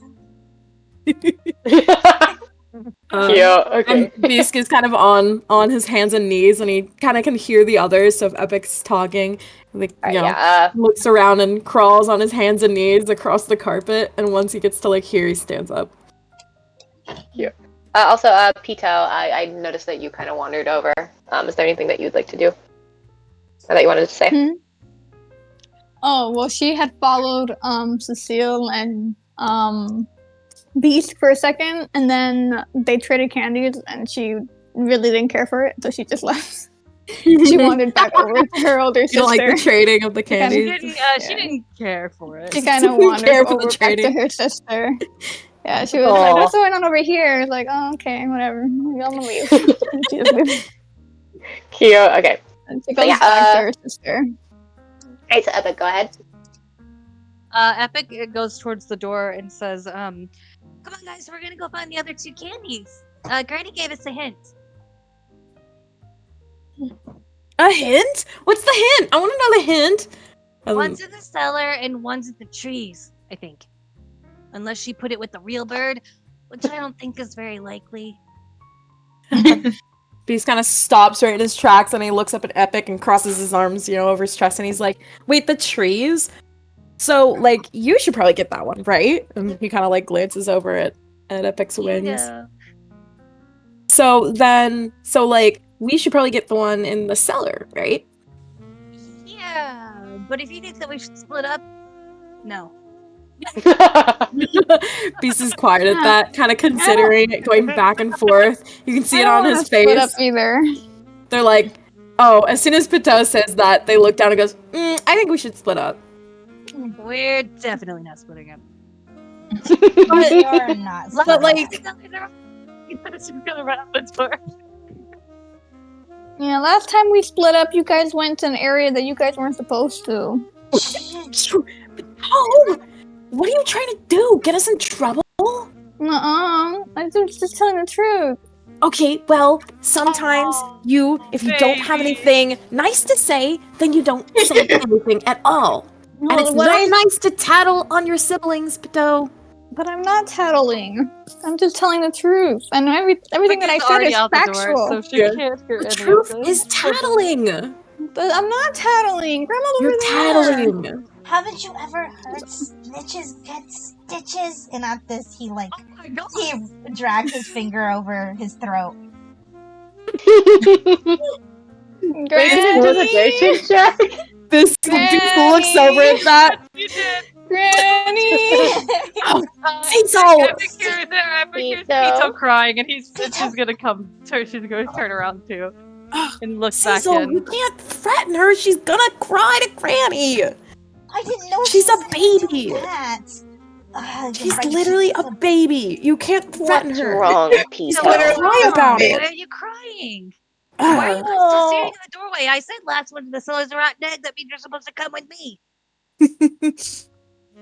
Beast is gonna run over and follow. Dude, stop crying! Granny! What's wrong? What Patu happened? tripped on the carpet and hit her face, and now she's crying. No, he's What lying. happened? I'm Just asking like- Pizza what I happened. just Pito? told you, Pitu What? tripped. Cecile said that if I snitch, I get stitches. No, No. he didn't say that, Never Granny. said He didn't say Neil, why that. were you threatening your sister? He didn't say that, right, Cecil? No, I didn't. I didn't. Honestly, I didn't say that. He She didn't. just tripped and wanted to blame it on me. Exactly. Juno, She's always looking what to blame happened? us. He looks. Macy's gonna look to Juno and gives like these giant eyes, like just these huge eyes staring. Granny's gonna walk up behind Beast and just put her hands on both of her shoulders. He freezes. Cecil is very red in the face with embarrassment and possibly being caught. He looks down at his shoes and he's like fidgeting with his thumbs. I tripped her. I thought it'd be really funny. Oh my god. He didn't trip me. He No, threatened me. It's okay. You don't have to lie anymore. I said it. Patu, you don't have to lie. I tripped you. It's okay. I You apologize. don't have to lie anymore. See, Cecil's being a really good brother and admitting to it. Oh, you guys are lying. You guys are gaslighters. You're gaslighting me right now. You're just like you keep girl bossy. Don't therapy talk me. Granny, she's just confused. She probably just needs a nap or something. I don't need a nap. See? I need you to stop Probably just threatening me. You both owe Pito an apology. I'm sorry. That's not fair! It's, he nudges Beast at that. Just apologize. Also, I'm gonna move. Oh, your yeah. token up here. Oh yeah. Sorry. I'm gonna put Cecil up there. It's okay. I'm gonna move you. As Cecil nudges him, he like freezes up and he's like, but I didn't do anything wrong. It's not fair. Oh, she's gonna make it a bigger deal. Don't. Just take the opportunity. What opportunity? That's not fair. Beast. Why does she like everyone else but me? And she's gonna glare at Patu. He's crying. It's great. Baby girl. Always crying. And Maybe then she'll stop slowly she looks up at Granny and goes, I'm sorry, Granny. You should Wow. be apologizing to your sister. And Go Beast is on. kinda quiet. very clearly like huffing and puffing. They turn to Pateau, look at them, kind of looks at her and just, fine, sorry, under her breath. And Granny gives her like an approving nod, and she gives Biska like an affectionate head pat. She's gonna come over and give Pito like a comforting hug. Aw. She's wiping her. She's And wiping pats her on the snot. back. She's wiping her snot on her skirt. Oh my god. There, darling. Nobody's going to hurt you. Yeah, nobody's gonna hurt you. See, I'm not making like things my up. You're lesson. threatening me. Your siblings care about you very much. Neither of them would Don't let want to anything bring you happen any to you. harm. Yeah, we care about you very, very much. And Cecil, Cecil takes off his hat and he bows. He does a little curtsy. He lifts up like Aw, an imaginary honey. skirt and goes, "Yes, by my honor, nobody will ever lay a finger on you again, and I'll never purposely put my foot out in front of you either." He giggles at that. That's funny. Yeah, She I'll be pulls- sure never to lay a finger on you, Pateau. She pulled away from Wins. Granny, and she's covered, like she's wiping away her tears, and she goes, "Okay, you promise." Oh, baby Yeah, I girl. definitely promise. He like stares at her. She's gonna walk up to both of her siblings, and she's gonna give them a hug. No. Oh no. Sweetheart. Oh. Yeah, As go on and do it, Meg. Go on and do something terrible. It's a little baby, Meg. yeah, as she does that, Beask is going to attempt to pickpocket the candy from her. Sleight of hand. I love the gasp. Let's see. Oh my god. Oh, it's so close. Not close Oh my enough. god. Worth a try. What's up? Okay, I'll go in a little bit. The session's just ending.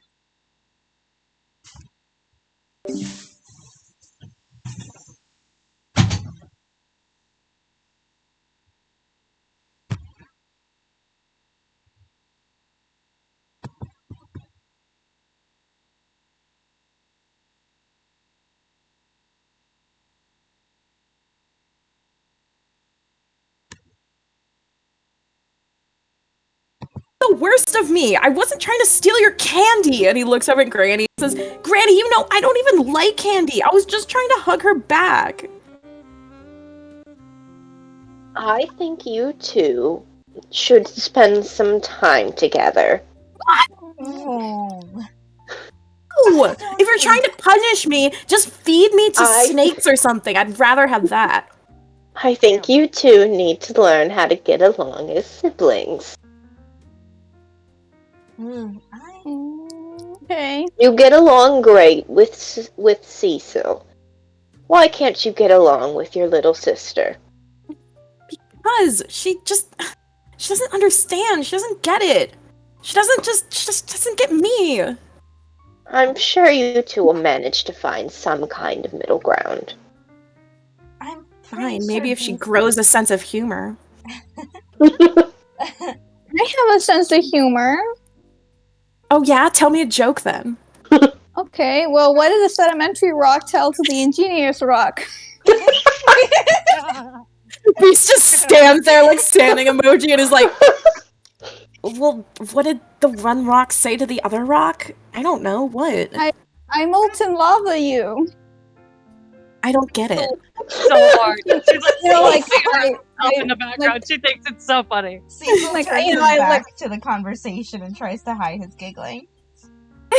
Well, molten lava, lava you, But lava isn't rock. What are you talking about? That's not even funny. Well, actually, lava is a melted form of indigenous. Oh my god, Granny! She's making fun of me! She's calling me stupid! I'm not making fun Granny of you. laughs at your joke, Pito.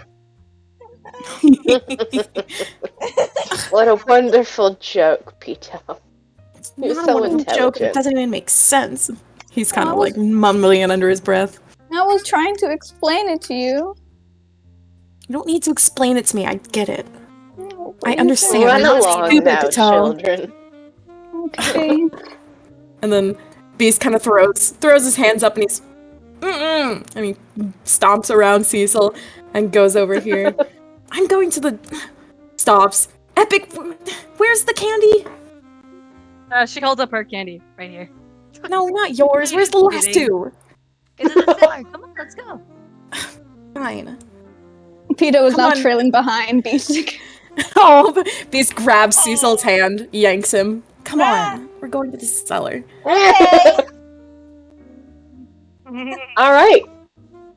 And as you all set off for another adventure to go finish finding your candy, that will be where we leave off for today. Yippee! Yay! so That much was so fun. That was cute. so fun. That was so Cutie cute. pie. I Cutie love pie. that. That was so